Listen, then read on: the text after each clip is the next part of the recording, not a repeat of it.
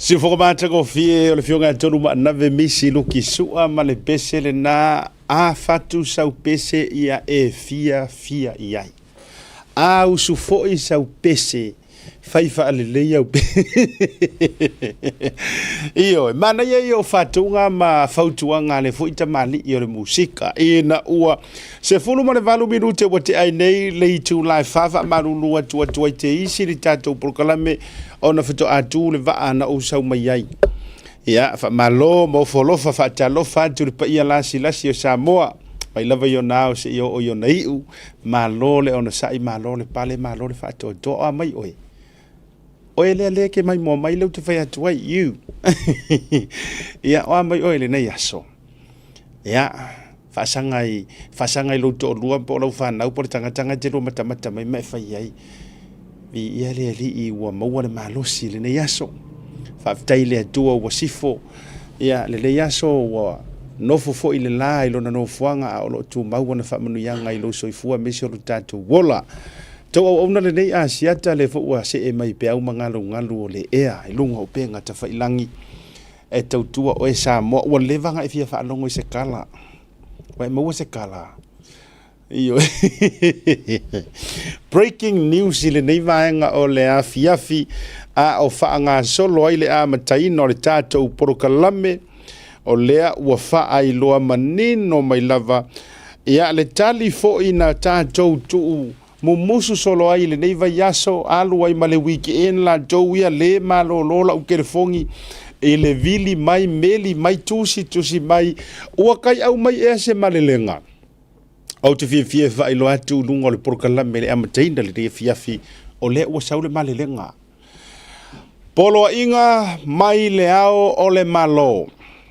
Faasile silanga o le aso taimi male no fuanga. Mo le fono tanga a le fono au faitu la fono, mo le tatala ina aloa ia ai o le pā le mene lona se fulu ma le valu, o le malo tuto atasi o Samoa. O au, dui ma le li fano va le toa sua lauvi le lua, ao o le malo tuto atasi o Samoa. E tu sai, man mata upu lima se fulu malelua o le whaavae o le malotu to tasi o Samoa tasi iwa ono se fulu. Ua ou ato whaina nei le aso lua se fulu maleono se te malua afe lua se fulu male lima. I le iwa tolu se fulu i le taiao i le tuana imato multi-purpose complex.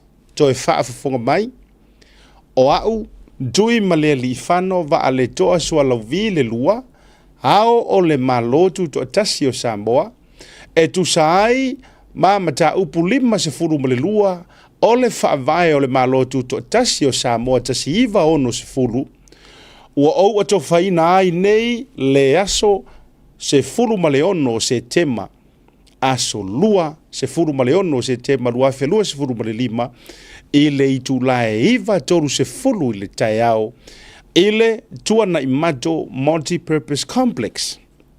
E avea, maleaso, taimi, male no fuanga, e tau au fia ai le fono tanga mua a le pa le mene lona se fulu male valu, o le malo tuto atasi o Samoa, ile mai ai o le whainga pa lota au. Tu inatu i lalo o lo nei lima i le aso valu o le aso le nei o se tema luafe lua se furu ma le lima se nia tui ma le li fano va le toa sua lauvi le lua au o le malo. Ia o le ala le isi mele kau ke whakarikari ai. O le wa mai le ma le lenga le sunga ia po le fionga i le ao mamalu o le malo tuto tasi o Samoa. Ia la na fionga tui ma le li fano va le toa sua lauvi le lua wa leva o na talia fa tali ia i le aturu. Ia ma antua mai fo i o le vaiaso na jenei le sa alo ia mai ai sui tau va e lima se fulu ma le tasi. O le ua mai a ona fonga ina ia i lalo le fa'amalumalunga ma le ioenga e le ngata o komisina o whainga palo ta o lana fionga i le ao le malo. Lea foi la, ua atoa tino vatu sili. Ia ua saua i male aso. Lono winga, aso lua. Tuesday next week. Tele nisi sa tātou tu umamante i le aso varaile. Ia. Kua i le ao le malo o le mesiri makaua. Ia, o na ua vatu i le aso lua o le vai aso fau. Ia, o le mafuanga e le maalofia. Ai e aina i whawhatala tulou. Au tele o loa iai po mau e toe to be confirmed. I think o lea i nei i au te rua nei le whainga malanga mamalua le ao le malo. Ia, tātou te leilo ala atua i le mālelenga mamalu matua o patatua. Ia, but it could be one of the reason. Ia, watua i le aso lua. Ia, e le lope te ua tala whiaunga ma fuafuanga na whai malanga mai ai nei toi fo ia tuai Samoa walanga e tau lavona se e ile fionga i le ao mamalu o le malo. Ia wale tūlanga fo i o le whaatautonga, ia o whaipule, ia mai se fo i o le whai ngā malo fau. Ia o le nala ia o le asoringa o kauki o le usunga o le fongo ma le whaakaukonga. Ia se i kako whaakaripea. Ia walanga i sao ta sile na whaafisiti. Ia po ole ai au te ilo o le tau o fiangale na o le fono. Ia le usunga mua o le fongo o le whaakauko o le hali le kongu. Ia se e vatu pe iai. Ai mo le talino o le visili. Whatautonga ma le usui o le fono mo le taimi mua. Ia ta o tu lava paule me o le malelenga le na wa umai a vai o le aso le na e fanga umai me ngai lua kau ke alu mai me ngai lua le aso kasi ai mo le talina o fa vesili le to tele o to e fa vesiringia wo o ia i me o tala se fe ave ai mo fa pe mai pe sia o le a ave i o ile tua na mato mana tua mai o fe foi lenga fa ka ape mai e ka ko par mengi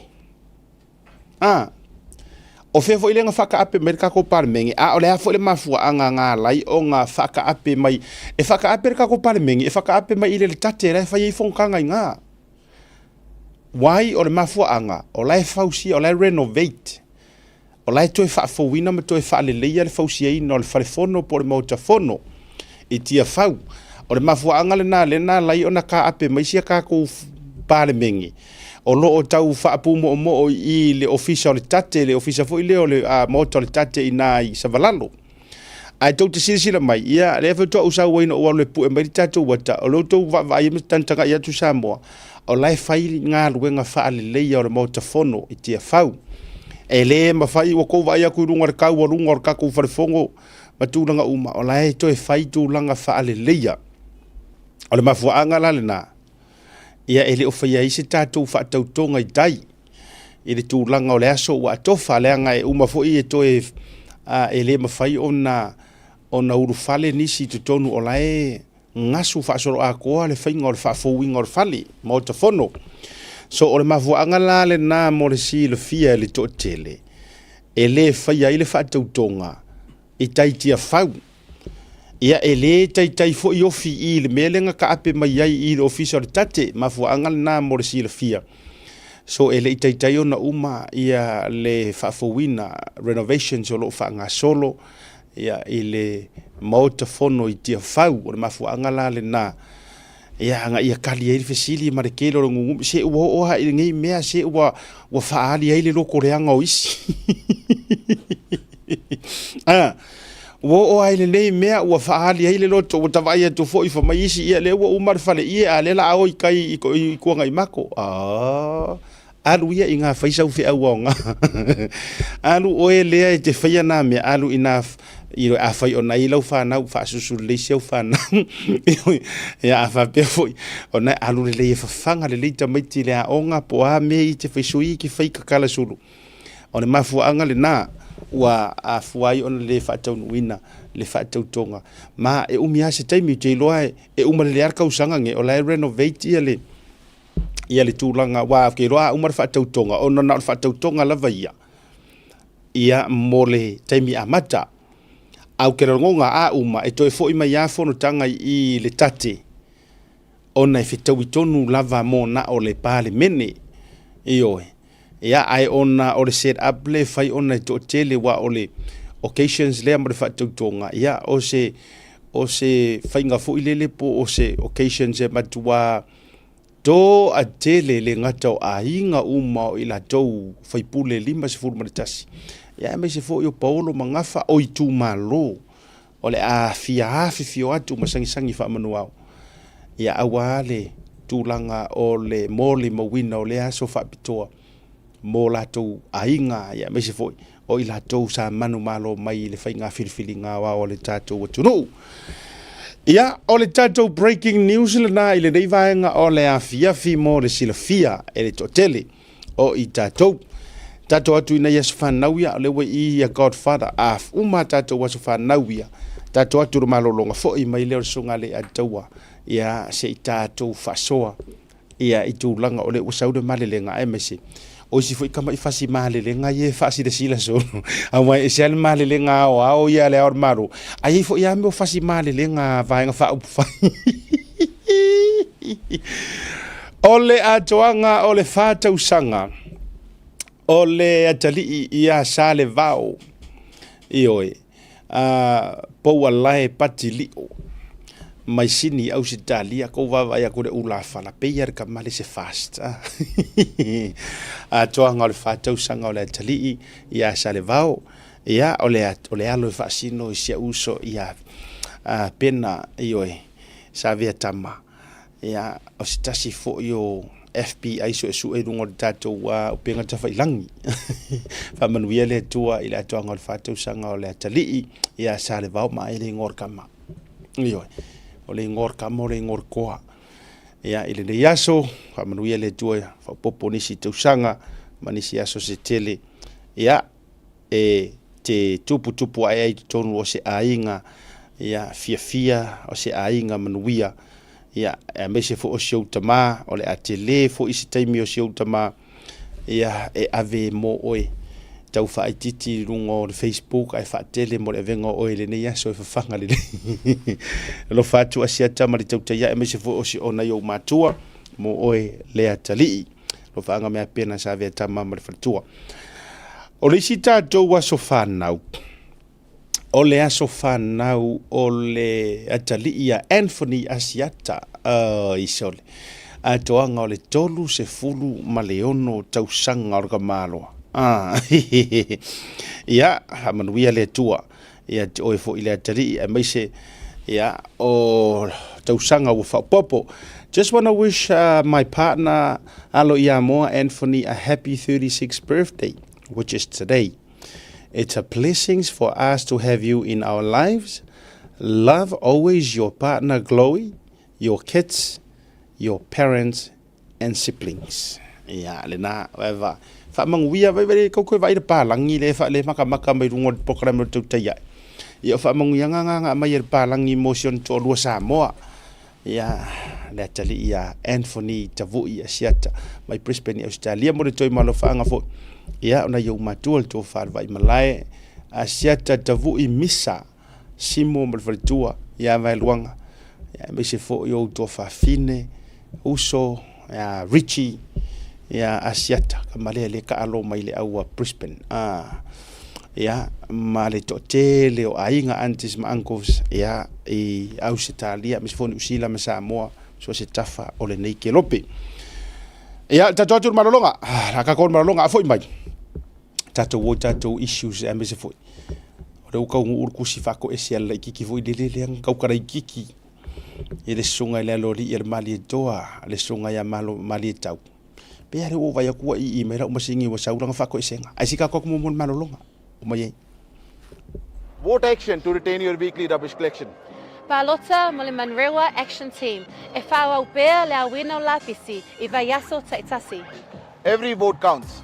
Your voice, our passion. Together, let's take action.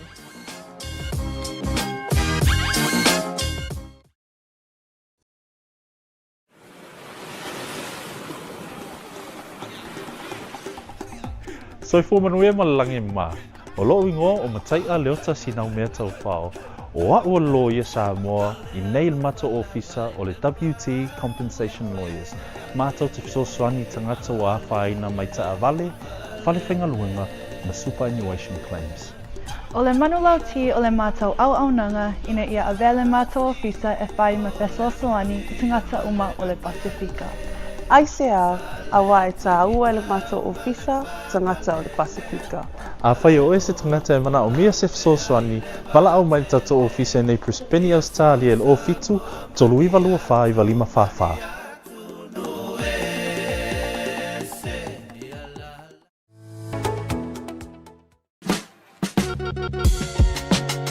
There is no better way to support the 685 than to buy locally sourced goods. Here at Tassie Market, owned and operated by Samoans for the Pacific. Affordable funeral services. Whalemaliu, a tamawhanau Samoa, tonga I Okilani New Zealand nei, o oe malo aiga. Affordable funerals, o le tani mo te mitinga, o le maliu maleoti.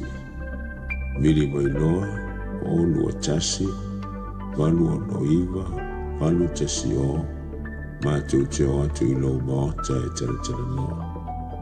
A wase tau whaamama a venga, mo te o saunginga, o le pele a te oe. Whakasau tai noa, matangi a mosa, I le mōpain o lua tasi, valu o noiva, valu tasi o. Po le Facebook, Affordable Funeral Services. O le lau mua bua, pusa maliu teu wina, I mamanu Pasifika. Whapea so se ata o designs. E ata ngi ai lo la tau soifua mata o fie, ma le la le lei, au le lei. Afisota I loa, matangi a mosa I le olu a tasi, valu o noiva, valu tasi o. Affordable Funeral Services tautua mo oe, ma ainga uma I New Zealand nei.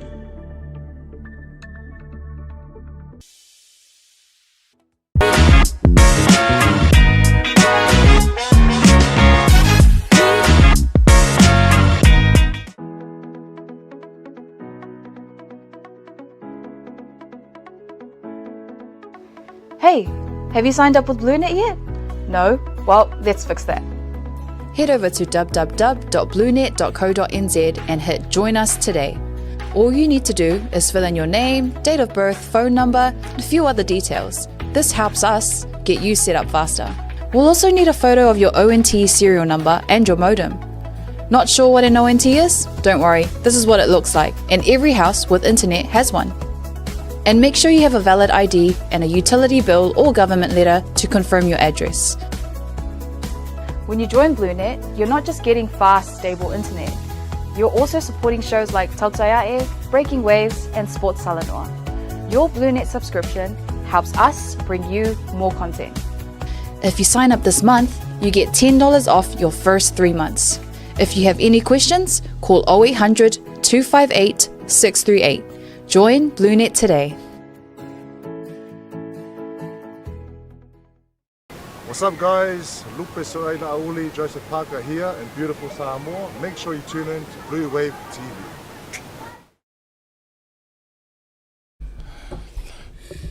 Jamie ole wati lea ua tonu sumar varu biru te wati ai nei leitu la e wha. Tonu sumar varu biru te ai leitu la e wha. Ia I le taimia mātou nei I au te roa te whiwhia whailo atu o lea ua to ai taunu ure sa o Godfather. So ngā le a taua mahalore sei fua maua malalange mama. Maua lau sunga kai kai o kapo kalama. Ia. Maga ia la wai wai sa fo ia kulingi I kuaso. Ia, fa marisi namba sa mo yang kuranga. Fa karo fa kulinga fa ftai ne fa fi mon ngai kula das. Mahalore ona sai mahalore fa toa. Ia. Fa tai fo ua e mai lo wa sau kama. E indi mea mana na yan tutupu le o sau tama. Iyo Fakasi mar whangau, ia, ko ngai whakasi, ia, whaising kamai, kama whakanga le kiki, ia, karangoam, ko ka ape ka muki. ia mana ia tele ia ole ale fa ta wona nei me ole se sa ta ma ia wa pi akala ngo so ka ma pi ka uli fa ya uko ya ole ale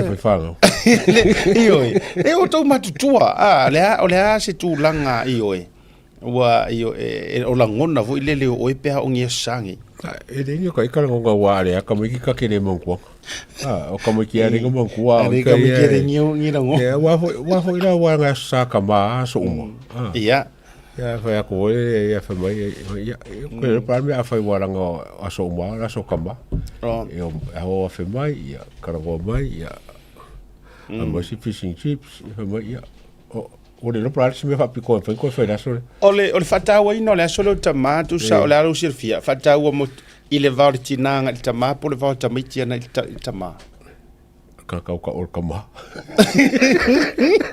wai ya wo kama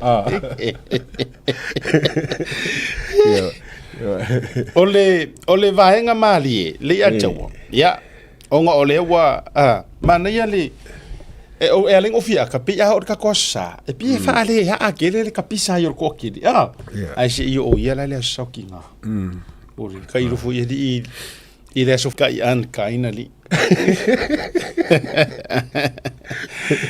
ya ole wa to ai to no mai ole a ta o loa i le vaenga mua tu so le male lenga le o to ai to no o fa ilu ole fisili le ai to fa manino pe ole male lenga lea e au fia ai male whaatautonga pe ole male lenga ua na ole tau au fianga mua ale pale mene lona sifuru mo le vandu walanga a fua i upu ole a foi ole male lenga le wa au mai e tau au fia i le aso sifuruono le wa batulunga aso ruor vaso le ai ole whaatautonga la o le la e sa woi malefesidi pe ese le aso ole whaatautonga ese le aso ole urua i pale mene now se evatula utala lea pe a fua atu le mea na tupu mua ale ata ona mailo sa o e talanga a fua atu le lua feru sifulma tasinga ese le aso nga ese ale aso le whaakaukonga ese le aso na urua i taua fia i le pale mene e ele to na mala ina ringi fa ka ko ngor ol pa ingan ke ngai pe yo o ka pe wa ile se inga ponga i fo ile le vatu ta longa ta miti fa longa ka dinga fo ile a va ko mai vatu nei o ya ina faia ile aso lua se furu fa o me le tausanga ile lua feru su mtasi ina faia a o le i fafo mai o le fa se furu ma le lima aso le tau ona fa tau to wa ai ora la so ngona ye ora male lenga le ua sa we mar fa ka ko mo ko vol male lenga le ka era or malo fo wai le ska ko fo fa lai o ia ka ia fo o ia le ka ia le wa ka wa fier fo ka nga le roi fo le ia ma fai fo mar ka ko ka mi alma lo no winga la o le ta to nga le usa we ma se ta to wa mio mo ko le ko fiska ko fo fa lai no winga sa fo ia le o ia fai ka ia par mengen nga ka ai ya tia ula ele ma na ya tele wale buta fa so ai ole ya ile vatura fa fsilia nga isamboa a tonu e wal ta to por kalame because ole wo mo break ka ko news le te lo foi na wo sia so le lunga to tele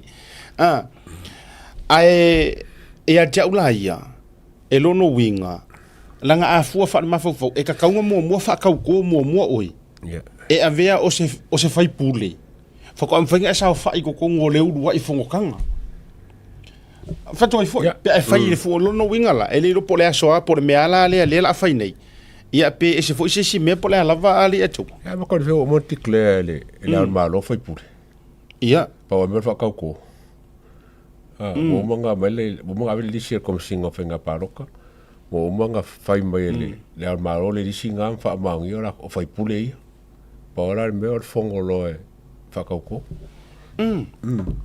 Ira unga ia, mai ka wako. And I think, yeah, man tua. Sa ole, it's official. E mana ia, le fo ia tau mawana i fisota inga. I don't know as we go on, ka por kalame. Ole a tali mauti no mai, a watau te atu popoi.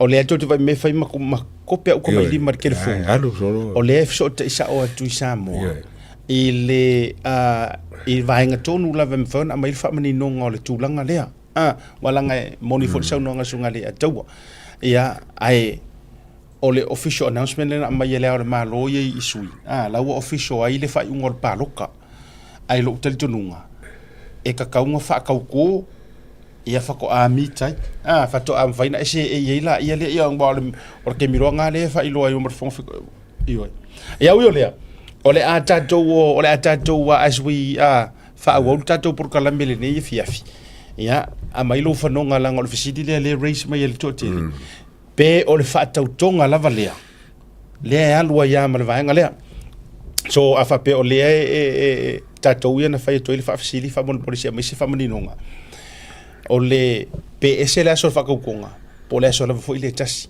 ia e fa ia fa tasi ui o le ala va tu langa ta o to mai o le wa mai le malelenga o le wa ka ngia mai wa tata mai fo ile aso le solua ia e tau wa fia ile u wa i pale meni lona sfulma de valu ia congratulate ya Samoa ma se tato wa tunu mai paki mai kai fo mai la kong malo mai le kauwanga la ko fo e nga malo ai se me keren fo ai ia mala ko fo la malo ala pisa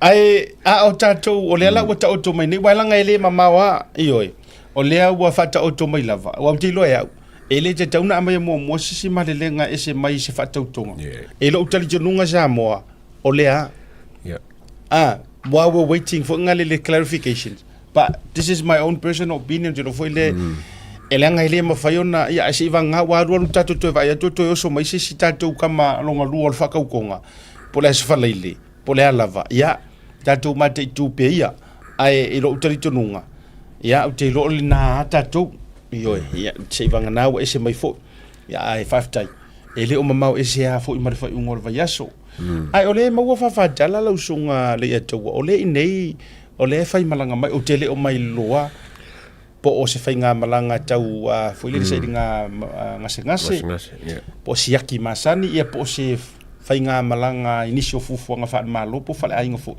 a ole ma wona i fa jala ole fa o pe ya o te rola fio nga le on malo ia yang fa ngo ngi de fia ke le mo ki ngo po ola le o ko malanga ia ko ngo nga fo nga waleng ko le ia le whakaukonga. E saro ai pe o le weekend ko e fo iai pe le pe o whakasi mo kako boss.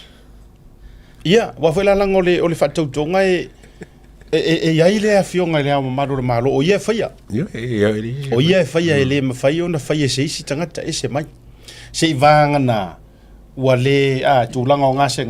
Ia o na ruleanga isu iau. Tūlanga o le Whamsinusiri. Ia la fo iai le Whamsinusiri manisi o tūlanga whapena. Ia ai tadia la le na o le ua mai le no ngora so le so lu o le so fo ainga ia ma to telefo ia o le na u fai lo mai lo winga e fua ia lo fai nga malanga ai a to ia se si vai nga fo ile le se si fa mangi nga vave e ru atu ane ile u mal tato por kalame fo ia o to ia fai malanga mo Samoa o le u fa malo atu ata tele yola isi tu pa tu ma au ka fa nga fa ka ukong o le ua whaai loa atu, ma wha manu i atu, tai o le Pasifika, ma nisi o tai peila au fiai au se talia. Ia ma tātou New Zealand. E lana sunga e le pāle mia filifilia, o le mahalo Samoa, pāle mia, e le pāe ingarona sa furuma, le vatu sunga lau le male toa, o le ala ngona le atau o le vanga le. O saro pe ma usira le mo wako pika o skadia, e le wai fo isi famuanga yo wako o wako. Ai o se mele leile o levang mai kau fo ia kungu ia le kun maka ila kungu ia fenga paro ka a Samoa o ngal maka ukia o kai ia e kau wa mai ele nga kai ia fieme ia fa pe fo ia kulepa ia ar kura imbai ole o le fenga o laudio mali ko o se kaka i o se sui i ia maga ia kele la ko vai mamao ia makauria fo ia le se so kanga ala audio maria ko ma ka inge Pasifika a nga yela so ka nga ka inge ka ko e a fiame ma no kurepa ia me se foi le main media sa nga ia fesili ma kulanga mai fu pe la le o ke vanga le ke ai sa kilo po fe ye le vai al vanga le sa mo mala ko fenga fifilinga ile sa o ka fo o lo kai fo kai kwai no pa me vo le ke fa o i cha wang mo ki lo ko mai e observer o kaunga fa se fuanga ko editanga o Savina Shan salo sen kia a mai ko fa sa longa e le singo o l'audio maria ko mai a ka mai le swafa fo yo o palmia ngusila mal palmia Australia makanga yo nga mea o sa o observer ngo fo sa mo ai le ka o swafa o l'audio maria ko salo you have a problem with that ai e ka wa ia mo mako sa mo ngo fo fo kilo ya o ko le ya a me sa observer ese keren fa palangi ko me pe ka fit mai ia fa ya sa we ele leng fa ko ariko le manga ia ariko sa isi ngos pe pangu sila ma fa fole la ko espela le ngo a ko le ku singole o sua fo l'audio maria ko ai sa ka ko sa mo ngo fo sa mo ai le lo fa ta ua i or vaenga le ua fa soai o le me malie ma le me numero tas ua matua matila tila le loto leanga o le tu ai ngā newspaper whapea o tilo fo isi ere tale na ua matua no noa ma sai na ona lima sai malonga nu tu lo whafonga le tunu tilo ele tangata lai tua le i le mea lea awa i pēna tawhai atu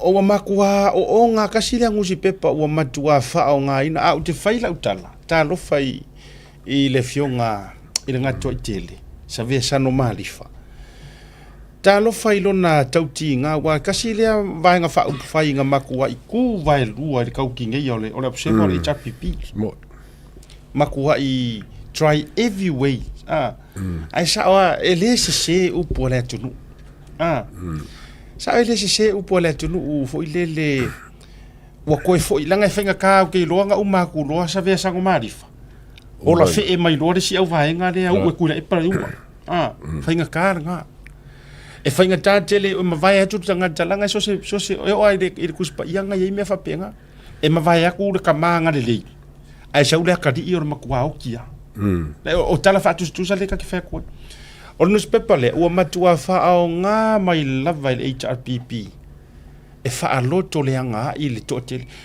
ma kwai o ngā ele ma whainga lako ka uare ngō lau le maleto o le problem ke le vai observer e wak bese ka le observer ele se ko chief editor e se akia mea ngei o sa whainga le observer mumua ma sa o kuskusi le observer ke no e se e kake whainga kura ka ariko wa sui mai le fengo fo ya sano ya kuskusin o e kanga ia correctly le mea lai fa ko ele fikaui eu fo ingoa a fa ku se me fa mai ke fenga su me ngo a kol kan kale o le menga le wa missing ke fiu su e chief editor le observer o le ses o editor uma ko a pe fo ringa mai senior le inkiele o fe ka ko sa mo wa lenga fa e inkiele me ma mai me kere me pe pelo o si me sauele sauele a ko so en yo ke fa kula o sa fa ngaronga ya ko e de fa i lawa ai mai e ko mo wor kai mi ngai sano it fa so ongo me nge ku singa nge observe ale ta te vai dunga le wo sa o ya ile au ku sa war ngu si pepa le mai se ngu si pepa fo ile le na yai o to e o tangata ele ngata o le yo le fingor ngadwenga fai to fa ma le utanga well respected sawa ku sikala sao ia au la wasa makua isa wa ia au la wasa ia mare au ka fafau le la uto va ai tu singa le wa le wa ia nei tu singa ta se nga mo mar ka falenga me nga le u fai ngai vai tanto ia matua le ma fai na fetang o fi tu sile le se ia se tato war i pe le tu inga se tato war i pe le tu inga fai nga mare tu langa wa ia po wa fe foi se aso la tatu va ia tu ai wa mata e foi ona toi pipi i pe pipi i sisi Ika ko vai ako foi. Pe ore pipi ia sisi foi lele ma ko fiu foi la uri le mari ko nga isi. Ako ko ore mo moya I ore official para biama. Atoi foi. Ke inga pale bisa le ngo foi kiere sa mo kan ko kurifiki. Le na tasina na ma. Tasina nga ma nga ko siaki lele. Ai po ole le songa visa ngo foi sa mo fikira. Sa ile po overstay. Po na eva tu fata fa eva tu Allo e mal ko pesa mo ko kongi ka ba ku fa fora kele ka kuskusi sa mo ka fen fer ngalo. Ya e matau dia a tau vai foi ya au te loale tu langa fo I ole e ya lo te tunga le a tau ai le malelenga le mo to te le fa fsiri mai. Ya e foi ni lo fa pe mai ole so for raile ya e faile ya se ivanga na o ye se fa asiri silanga lo ya. Ya. Io mo tau le le so for raile. Ya ele va o ia fu lo langona ma so langona. Ai au tau te alu lungo me alo ia mai tasiali tangata au mai le male lenga o aso ia. Na ole au ma lo.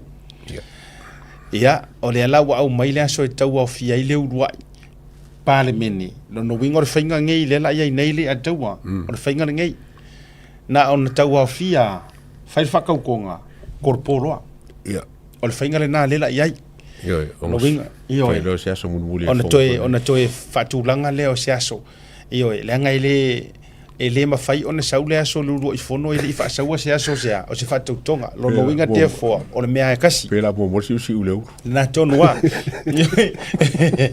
lo no winga le tale o tatou ele ya si ka o le akale o ka ko o le solua lo no winga na ona mai o le fainga o le fatu tonga wa o le rua I tau o fianga lea ya fa mai a vaenga tau ona fa mai ona tolo polo se e lo fo fe kalai ya tolo poro la ia le wala ngole so ale fa e fa ka ko I mal fo kalai mo ka li fo ka ngore so le ele se fa mawinga po se menga sa on ka mo makenga mo oye io ai ele fa pela ka ngore so le sa fa sa longa la maro ko le so wale fa ka le ku le so le so ka se ale ka se fa ilo le maro le so ro ia nga mo fa ime ya le na la fa to ale le o lo finangalo ya na ua seki ia le tulang asolua tatou na ele o yese fa maunianga mai o siaso foraili ya o ele tapena mo lo malanga I Samoa ya ko fikukunga ya ele o lo pase se afa ona o mana fa ya jalu resvele ya ro peko di alo ka fa o weekend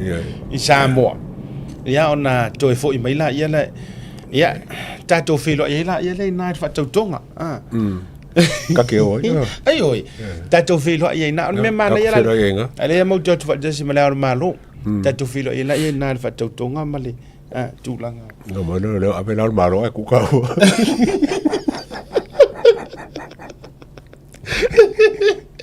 ai oi ya ai o tulanga na ele mata upu o le o tele ai le ia fa mani no ngala na te lo ele hasi fa mani nonga o leu te vava yatu ya ua fa manguia mai ku ngui fafu ai makua kaki ia ku lepa o ke le o look forward te fa manguia nga ku lepa ke musiringa ele ka kai fa mo ya fa manguia la ka karila fa psingo mai a ofia me le ala ina faila utala walanga pe o ia to lo ele oferto se nga vale ya tu lepa le nga dise me ka uma ka ki fo sa ka fa manguia ele o ia se par mi nga yai pau tangata le ai fa tata o lo matu ai nga ka mai pum wasu ye ka kong me ele se fa manguia a sia ka ku sa pau ala o ei ai fa mai a ku lepa e lu se fulu ma ko kangi ango fa longo ya fia me se fulu ka kono se fu lu se fulu ka ango fa longo fo ya fia me e se fulu ka a ku fa ka su ko se fulu nga wa ina nga ya kingu ala lo nga kangi uma ya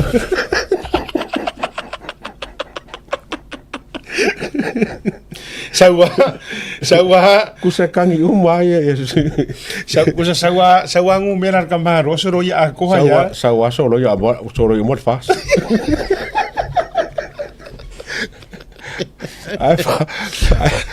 agora vai o fa longo e lu se fulu ma ko kangi pesi ya ko ala ngo fa longo e longo vinga o bide fia me ko bide foi a fia me fia ngia o kangi e se fulu fo ngai a me e fai e sa mai e ko fa logo ya fe me e se fulu fo yang kangi la mai so le ko kusa paula o so ia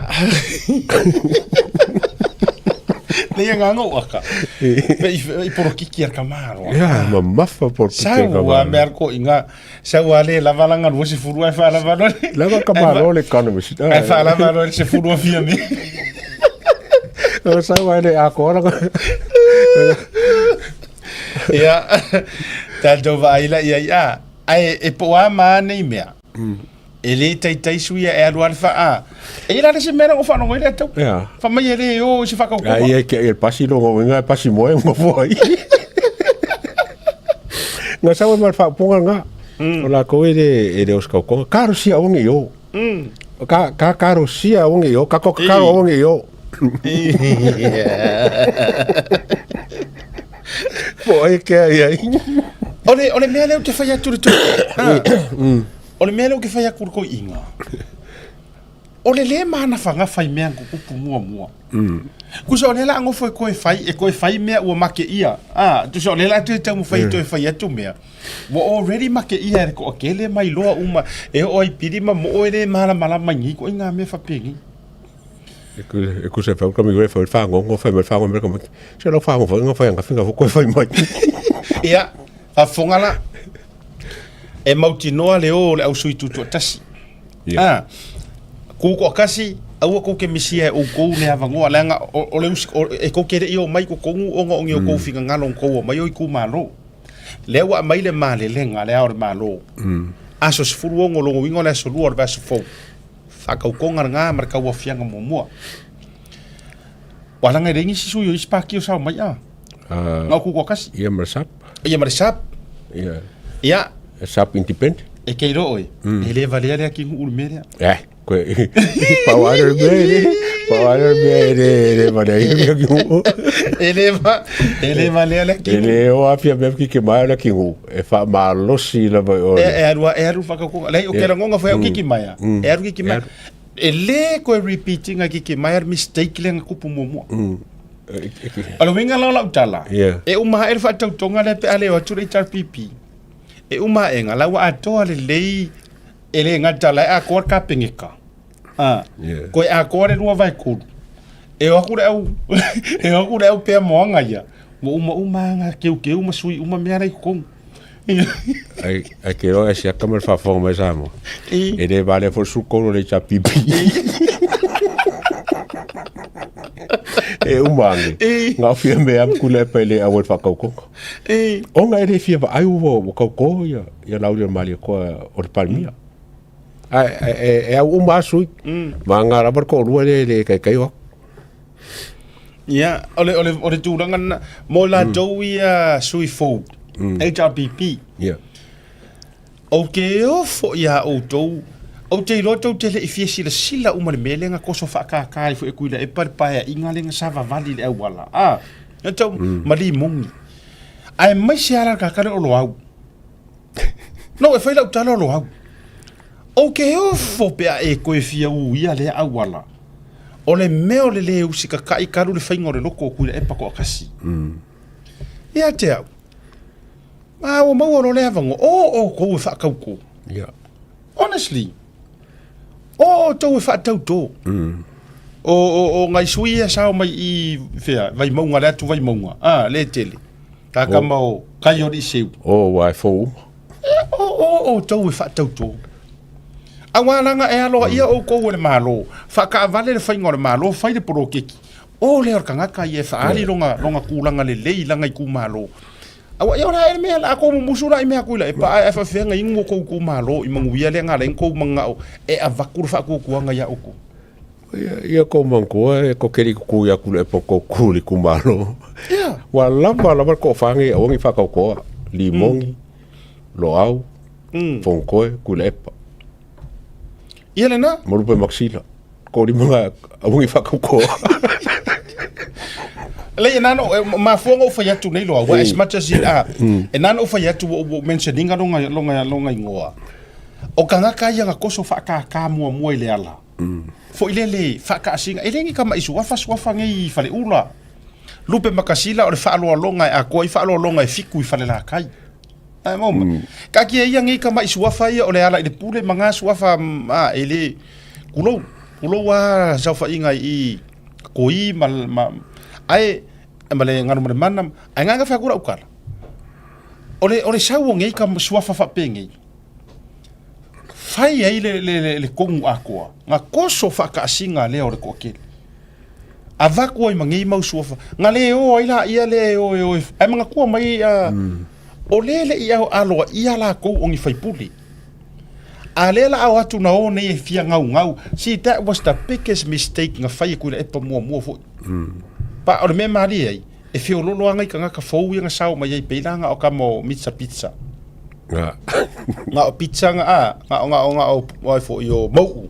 Manisi, alko akele ai o le HRPP le sa I mua pa inga tuwai. Lea la ua whaafawinga I lea kuare ngei kaimi. Wakele sui fo. I believe it's about time me ka kau wainga ko loko ko fara inga fesiri o ko maro. Fesiri o ko maro le nga whakaasinga fo e kuila e parpa inga mua sava vari solo ngofo I lalo le ulu. E pala le maa le pala le kala. Ora ako ko e ofo e ko e whaida ngā maka ngā mara ngā kuroua upuko sa. Ngā, awon fesiri aku le pa fesiri ko kumaro. Fesiri ko kumaro. Awon fa kongo ko ku le pa o fesiri le kumaro. Au mai le ko finga ngalo, mai fa ko fala inga mai le ukanga ea. E kaunga waru e fa kaukoa. Alo e fa kauko nga mafua nga e fiaru e fa wa mai mau e mau kupe ia fa ko singa wa uma me nga fa alu, maruka mau ainga. Kasi are purpose. Se e ko fuifia kia fau. Ala wa kakala mai kia fau e ala I le fa le pata denga le wa mai. Le wa kakala mai ulu fale mai loa. Ka wa fia le aso ngei. Ma fa ye me nga e nga lenga e fiaru paroka. Olea. Fia fai puli. Ia nga me nga mai mau a kor kai mi nga rua ia lo e fa kankangi le ala. Ma kau sufi finga nga lo le ku. Ai o right at the time me ka wenga aku rolo a inga lo frekua. O lau fa ngau. E fusi oe ma sapai oe ma faa ula oe acknowledge oe ma faa congratulate yaki oe ai o ku nga e ko ka miro foi la warkele ma e faa fu i lo pela oe ma rausu ke kere aru ko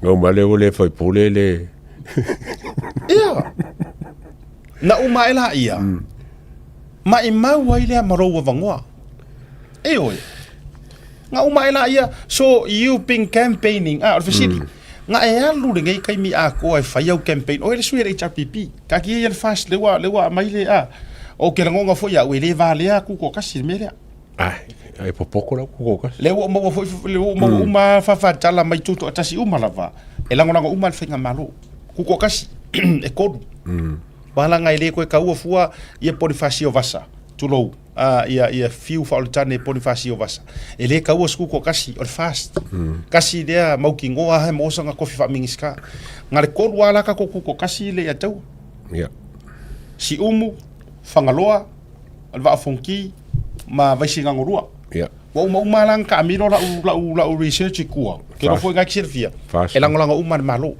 so elea ya mangisio kanga kangi ele show up fa ko konga a o lea e whaapito au ngafa sa ma ua tala a nga i le HRPP o ke karikongu foi e le ku mamai e le ngofo vale lea kingu ai mai se foi ia kiki maya e le ngofo vale e o le whakaukonga a ora ma kua lalo le avak o kou le HRPP now e pule aska funge le lao longa sa Alpha City nga e malo mai onga okuila e pa e kiri malo mai okuila e pa nga e malo mai o fa ku nga o lo ku malo nga va ku ya oi a fa wa e sao fa nga mai ala me la ngofo ye ai le o fa ku o lango me al malo e se me al fast o le me al malo o fa ku nga malo le se fa ku nga al fast inga ia ako yang ngofo le ku malo pe ko o ya o fa ngai pa mai kala ku le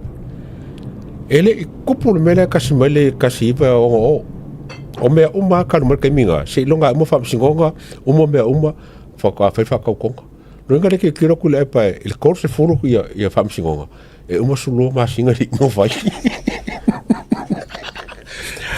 fa me lan kala fa me ere kupu se mele o fa ka ko ere mo fa singonga fa me ere kupu mele ka no ka si bongo o mea la kupu kai minga e mo fa singonga se longa uma ri fa singonga fa ka fa ka konga ai ko se fulu fam singonga ye nga ye ala nga los fulu mas fulu feme lo winga se fulu lo ma singa de se fainga malo fa ai ke lo o le meo ke foi o ka kongo ke ka wole fo ko le ko nga kala pape e wa ka un kula me o ko nga ya kambai ma Olha vai lá o seu ile o sa o le la o sa nga vo ye se le mai abi pero ki nga fa ko le mo fa me o le po ka kule pa apa ko le po fangu me le fa me kule pa ele se fangu le fangi e fa ai wo ka ko hu ai e ki nga fa ya ku o le fangu vai o le fa vai o le kalongi a ke fai mo ka ko e ro ro ka ka fe avia ya o le kalongi esa o aso do kalo ki so po nga mo ele kalongi o mo e nano fa ya le ya tawa ai sei tu malo e tele na o le tu la fono i mene o cases o ma ko ku malo ri ku malo sa pekea mana tu le tele o isi cases nga le case le nga vea mai ku la ipa ma di mongi na fa aka uma mai le case le a sa tu paitea ya asiata sa le mo ma tavu ile ni i me ngi so o le ku ma ai la si ku malo piko sitinga ma ko mala mala mai mengi o le ku malo ngi so pekea ese mengi ngi so ku malo o le fo i fa fonga mai ko fa vai malaya asia te tafule o manguia o le me fo ile sa ku mo le ato o si kama o asia ka kafu ku lo so fa uta tama le to fa vai malaya wa o ma fa ka ku ma ku nga ma lo mo fo ile si pa inga de HRPP wa o ma fa ka ku la o se e ku ko nga ma ka fongo ka nga me ai uma ele un orfa nga palo o ile le case mo fa le nga inga nga ko Ako fa nga inga ko fo ile o le winga fa metalanga o fe la nga fa mai langa sa nga mai ka si va o ele ku pung se lo nga umang cases so de wa ese le ku inga ka fa ba le ale ma fo a ke fa ko ka kong yo la ko pa ki ye nga lo le de sa fa mai o le si me de le fa ya la de fo ye fa don fa si o le swafa le o la audio mali ko e de ia ko nga aso e de fa sa la winga de fa sa fa o le fa ka le ka sa nga ilo o le kelo me nga ese mai me nga luo ku so me nga luo le ke ma fa ko inga o le fa msingonga ma le swafa le o la audio mali ko sa ulo mo isi me wo fa uma la mai lungo o le fast a me ka ko msingo fa nga paluka ele it's got nothing to do ya audio mari ko ele ima se me nga me e o nga fifo le fast le pakir le fast ai wongi umar ko inga lungai so au ki kilo la nga ilanga press conference nga fai mo la fa kalonga nga fai ale lua me ka wanga nga sa ai fa le fo ole fa psingonga o me se longa umar ye fa psingonga fo ka fa la ro finga will code me nga ia fa mai o me nga di kupu karunga ko ka samo ia ma so fa la audio mari ko o me nga lu ole o ke akala ile me nga ile so fa la audio mari o ke akala fa inga ko inga fo le ku sa la kan fa fa ka kongwa wa so me ku so le kan wa akala ngo ku sa la kan fa ka kongwa wa o ke ngo fa pe apa pe o fo ko e mo le si ba nga le ye ko le chapi ke o fo pe ka kongwi ko nga pe pelo fa pe o le tale o le fafotu tupu o le fafotu le vaali le ana maua mai o le sunga le laudi le mali e toa le watea pola te va fosi smith au kuso te siva i vono faenga o pa ia o le suafa i le laudi le mali e toa le watea pola te va fosi sisila au kuso te siva i vono o le mele o tupu i le finaunga ale taitai sili o le vaenga fo ile le watu ua maa ya au pe upo le tunu le nga ngawa ko su er kengi o maa ai waku uma ai o mai mama o le au mo se le mea langa e se le mea ngā koe sui e se le mea le ufai te winga na fa punga le tunu wa tu maa a wa maa ya a wa ko mai mama o le au ele o maa nga o su er kanga kai so fa ya maa ya ina ia mani noi mama mala mala fa winga ngora nga mo fa tale nga le tunu o le ala lo na winga wa ku le fa maong yor porkiki le ya tawa wa tu issue sa o tala noa a wa mai so se maa o maa ele ya ili o me o maa io wow wale pikia wale haro piki pe yo lero kavika fili mai ngi armele wo yai ku se pure ane so de lunga we ga lunga ko ale winga o fa matalanga wo o le suwa fala au le mali etoa ua umanga au mai le fai unga ele fa masingunga ua alo ia what is that have to do with the development of Samoa? O le fisili ngai fisili ele uroko. O le a se mea kuloua. O le a se sootanga o le suafala auli le mali etoa. O le a se whaakaua i le suafala auli le mali etoa e ono manuia ai Samoa i le rumangai i longa kamau a inga. E a fuai onga ko wofu e vange lea makau. Foi o manga fa manga fa msonga. O inga yanga kelu inga ko inga me se me kauia. A foi sisila foi la le ataua o le obvious le o yai. Samoa mala fa fonga maua. O le mea manino a le ua faa matila tila mai a tatou. O fia me makuila epa e faa kauke e fa msinga. O ka ngaka mua ia lea ola i o laha o langa e lake mauarulunga re whamasingonga. Ai sea, vai whaila oi whainga kule e pare whai ei unga whamasingonga. E le kia. Vai whaila oi whainga fia mele whai ei ngei i keisesia. O longa ma whau maanga mea i e whai. O i or whamasingo. E se whaatula lau tala. Maua mai lau Intel. Na maua mai lau Intel le mafuanga tonu a lea ua whau ma maua i le loto fia mea. Lena mafua ya ngonga le karikonguinga la audi ayonga karikonguinga nga fa makalanga na maua mai la Intel mai Samoa nga makua ia lualo makua o maleo na o maleo e fa sino le mele na la VL tama ya maua mai la itu au le ko rewind ni to al tamitonu wale na amatai lo fa audio toro na fina ngalo monga konguinga leo na matua alua iai ave leo ave ai toe walk le sin o le ua ave leo fa makala ye leo le side o le story leo kusa wale ave ala maku au we manga ia pe fa pe e kango e mai ku om kwa ia o sorry Sam o Sam Sam tala mai Sam o mai la ia alu se kango la Sam e fa singo ia nga fo ila ia le ave Sam ai mai ma leo e fa singo le story o le mena tupu sawana o yo ma leo ave leo ia fia me ave fa e walk through le melen tu por fa la ve according ile fa makalanga leo e le ma se lo yanga ye le ma se singa ye leo le wa ka ngofia leo fa makala according ile la to mana onga umalo nga uma nga fa mai le tala ole intale milala nga le ke fa yako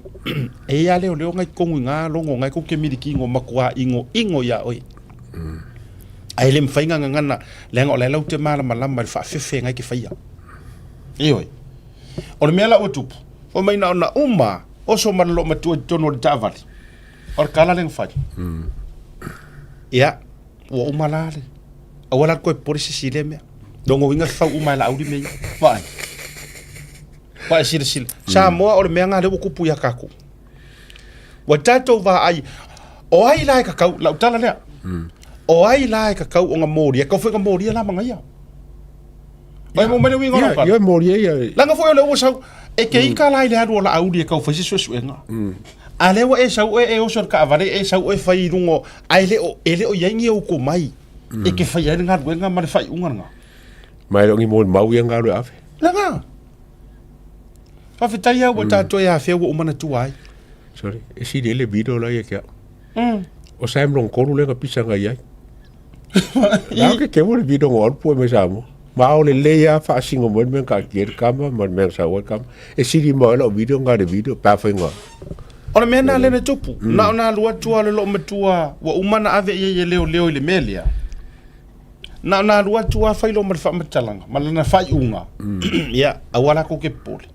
wa umala kes e fa faula le di le la auli me ku lo so fa la auli le malito wa le la ya lua loa le aru pongi sa ya la ya le sa me disko inga mako o nga oso le fa vela ya le o se ka kuamio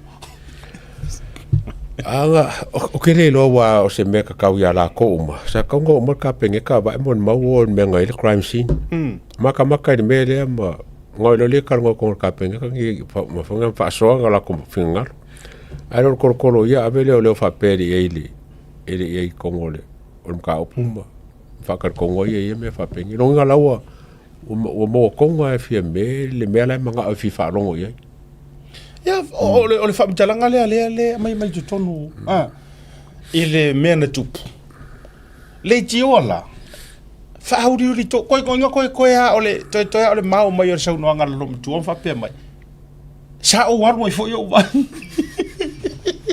ta ko ai to ya ole mau mai ola sa no anga ya alanga le ka fu ke rong fa ka kari lo mo ko se umari ungot paro kai ma lo ngai o nga sau dola ia ka o me fa pe mai o to lo le mena laia no a le na no wo o tilo tia lo loto male ala ngala wo mai ngare ko lu nga va ngale lu ko lu ya si le la independence si le la independence pa ko ri fa vas ya sa la independence wa si dia fi meso ya ole va nga ole e fa finga ta li te mire nei o le fa finga ta ia mo nai sui al HRPP so la to fi ngalo now we can't wait se yo oila solua po le fa inga ole ai ole lu ia ele fa ya ku bau ki le fa ya ku a me tau fa olo ata waina le HRPP no way o ke la ngonga fo I as anybody HRPP sa oronga ma fa ele loko le anga e alo famong ya ilonga I ku malo fa ya o suido malo o te loe agree fa tasi mama ua mali atau sa ung ya ela o fa ka ku ngai ke alu o ki fa oi alu fa te tonga le fa fai kalia ai la ua o le la ua la vale nga ku la male la masangi mo le me o tanga tau mama o fa ya ina se pe aka va ingere bele ali atau mo le ai over le ar ka ki fo ile le o mga afore ba kungisi e kukufa ka simara ko pungela makanga wa bole fionge ka kongo ara mo koso mo ba ngale kukufa ka sifole fa manga yela kunga lawo ia ole la ka mo fa ngi sisila mai auto e fai e kuila epa leanga o laise kiwa longa ngofoa ele tau vangale tau vai nei ma le sui le fionga ya tupua fa fonga le me sa moa ma mise o ko ia HRPP le yengo foa ia o se kiwa anga ke si la fia le e ke se kiwa I lunga o le fa malu mai leanga sa e fa ko singa fo leanga ngoa I o ko fa ko singa fai ku fa nga ku pe nga fai now a fa apea la o le ke fa fonga mai o le sui HRPP anga ke I loa le malo ko lua nga lua fa ko singa I lau campaign ale wa emang malo ke lo la ukala ya oi move on move on adu e fa ko e fa ya ku la epa la ngala se ki wolong fo yes ele o alu ia kupu ia fo ele o alu ia swafa le o tupu ele o alu e kangi la ngai le o kai au sia kupu ia le afa pa lo ka ku la epa le wo ka o secret le so e fa ya la ngai ya wala se kiwa le leilonga ngofoa ele ai se me malu elue ai pe ko ke pala lasi uma auto ya la toi ave ko so fa ka ku la epa pe ko ke pala lasi ko e fai ko pa election ele po pole ku la epa le nga la ngofo du ngofoa mausali ele ai se pa election ale pa msale pa nga fai that's for sure le nga ile o kai au ilunga pa ro ka sikamo le fionga ya tupo le nga ka va ma ku la epa kai pe fa ya sunga la aulia le mali toa tu lo Mama o ale malo la ule mali to wa langa kula fongo a ele au sia le afa o paroka ale swinga ru ka va ele ma fainga ele fa se su or kula fongo nga so le la wa ma fa ilo a ku fa ali lo lilo le ai ku o me o mangi o ko le fa fongo mai su ye le HRPP le sila sui le ngam ko sao mai ai lu ngor nga kulo o le fionga ya tu ya kasi nga sui o le sao ma ya lunga ole lunga ole lenga la ka wanga o le si sui o va ai lua kasi nga sui le fo e sao ma ya lunga ole lunga ole lenga o le si sui o papo fa munga so o le winga ma tala le fayatu a ko fia loko ke kele ngi foi ai ko wi foi lango me ya ku le pa wongi ko wor fa ka ko ai uma enga ko ke fale ko mu ile i cases awangi ngalo e se fulu ka usanga ke ngofu sala se fulu ka usanga ke ngofu sala ai ko e file pa election nga ke ia fu ale wa ai air ka ka sale ka kaunga sali lo yo nga ko yo so ko parme asa ola utala le o ka sao nga le fo le mai ko ia le banga ko nga lai lo le la ko me la fa o sui fo ia fo ka kura mai ia o so sangi nga po kala mo ko o fa ka ko e mi ko ke fo ia ku le para ko ia nga ko mo ko mo le kumalo ia ole na ole ma dala na le va o fo ku nga le ma te le se fo ku nga piko silinga awala nga ama fa ku ngi e lo ko o yo lango awangi ko wo ai afa fe ngena wala ngor kula fongo le ya umar fa kaukunga male wai ta tau ona yai ona fai fa tau tonga i le pidio kale if in the 45 days e ku sala por e karo me ku le po wale di kai fa di maso ole tu langa la o afa ai uma enga le fa kaukunga ma me uma pisia ku ar fa nga malo ma fa sa le ai ma se sia so ka wa fi ai de par menge pole ase se kuranga langa ore a ver fa mo passing or pakeki wa uma me uma langa mo mia kan ka fingar wengar kupi o mo mia ma kan wengar der ur kupi ore hange rar ko me la fa ai ma se le ko kia ma kul pakeki ia ore si me ele fa roinga le fang le declaration ala maro me ko fa ko parok lo ko bakula vongo lenga aka kinga kula fongo musalo amisi bo misi o por lo par menge pe ko fe se fongo ma singa ko pele a foi le te fa to i le atawa kusa ole hale si va henga le la fa i ku le pa ele nga kai fa ka ke ele il fam singonga ko fa ka ke ile ar malo ia eva ia le ar malo lang kam ke ro e fe ro ko ngare foi la ro fa i la so foi le la fa ka ko ngwa la ro lu le aure walanga esisila olo a maile malilenga u kangia malilenga ya oi ia lela ale otu nei ai ia e ke lo oi o kala ore oki e oku e akaua e oku ia vai e otu e matinoa maile lunga la lo ele vale sui o sau e au ko we sui fo hopefully o tole new generations le ukakova ai le new generations on HRPP so we expect to see some good decision making ke no se mbanga ia ka koma masaro me sinimo ka inga la sole o kule e pon fiame pe ai ka ko kamo le fonga ia focus ko role por algo inga la ngonga fo ile e kalia ngo fie ile kula i male fast mala kalia inga ia la audio malia ko el parmio samo pe maka fka ngisi e fa ma vai pe resign ola ulu ila le ala ave ya tu le pam fia me ma tatia fontoi ya le popo ole o limongi ola ulu ila tau te ya e uma loa ko ngafiki ko kele ma faya pa parmia wa la audio parmia le ai a uma loa tau tonga fiti ala pe si va nga fai konfiki wa o ke lo ko fa ala nginga fo le ole au a lope fai konfiki a uma loa nga fai ko konfiki ele ayo la ko ke vai ku ngai le suia se me e ku ma wal par mi la ul mari to do you know the next move? Resign. Ngā kongua. O ila, ka kou ke iloa i Samoa, e mongi a, ma wha maungi. Lau ke le karianga lauti. E sunga lauli al marito. Resign. Resign no. Awa a aru aru sua kangar vakele. E uma e nga e koe ifo a, koe ngā luru e ai. Koe ifo a, koe ifo a ngai lauli al marito. From now onwards, e le waka ko wha mawinga le suafar ko inga, o le pepelo sisiliesi. Kulo. O se wha ngonga sili lea, a siaka pe a kupuru mea ngā. O ngā olingei. Mo leo koe ise la o ngā i a Samoa. Koe lea o ngā Palmenge, koe lea o ngā i whai ngā malo. O la umai kau whorele i pare mia o isia kungu. Kokele, le kokele pare mia o isia kungu. O la kau e kua i whai ngā malo fo. E whai karangoanga whonga i kere whongi. E iai lako soka inga fo lele. E mai ele whau kuanga fo o ngā le komai ma le experience.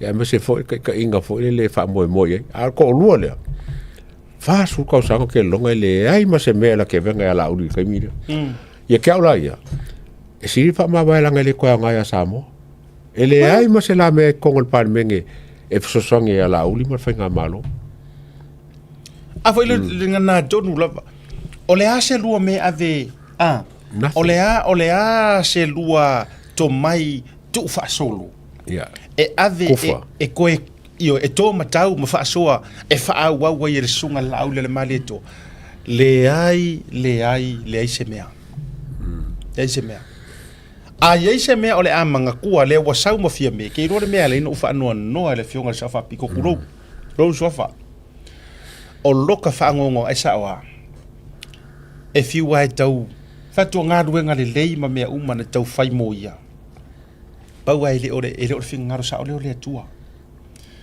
e fiwa kau ke e kau mo fai ka ngaka e vari ai ale o ia le finga ngalo le tua e fa ma tila mai lava e fa ma kila le winga fa mtalanga ia le ala o pi i lua fa kasi makuila e pa yola fa langinga ia o fa langinga o le loto le anga ile la uli le mali to wa ele se kala ma finga ma ko fa ia pe ke ro fa mai ke ro le kadia pe ke rua fai mai ke rua le io inga o le upu fai ngofie le anga le loto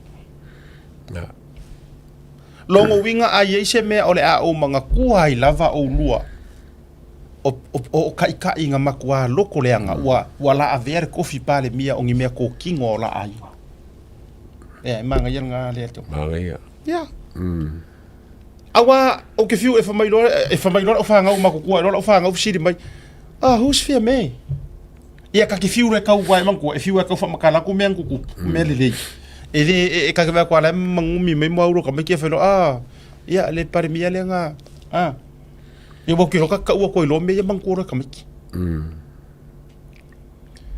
o tau si silala ele te leo le fa fita uli o aula ia ma le luila ma o le me tonu foi lea fa ma vai pe a uma e a rua kau mo fainga wa alau pe si vai nga e fai ala mai le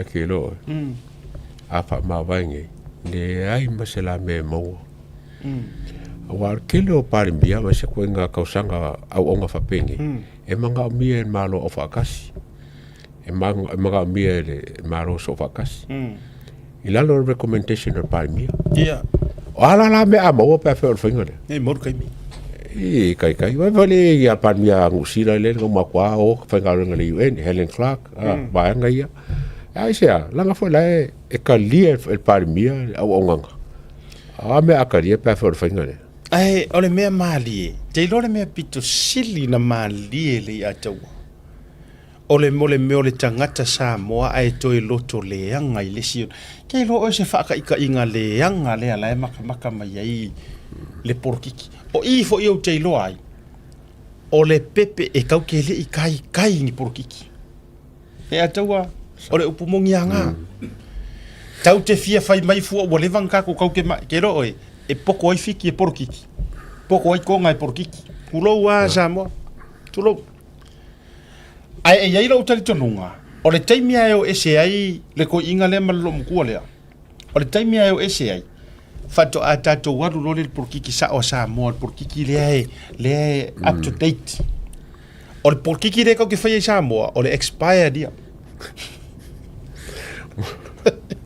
yes we are still playing the expired politics lenga foi o le foi la me kala ngo ko inga kala ngo mai ai me ya so ele ilangu kivi e kala ngo mai la so ar kai mingi ava ia ku u ke kele lalo langi wa makwa fele le fa kasi male swing or kai mi e o le technology nowadays wa for lau fa kasi e le swing o me isi ku o ka ko kau ke le lua fe rusuli ma ala kau ke ku se e manga nga ku le pam fie me kau ke fio lai le kasi va kasi di ma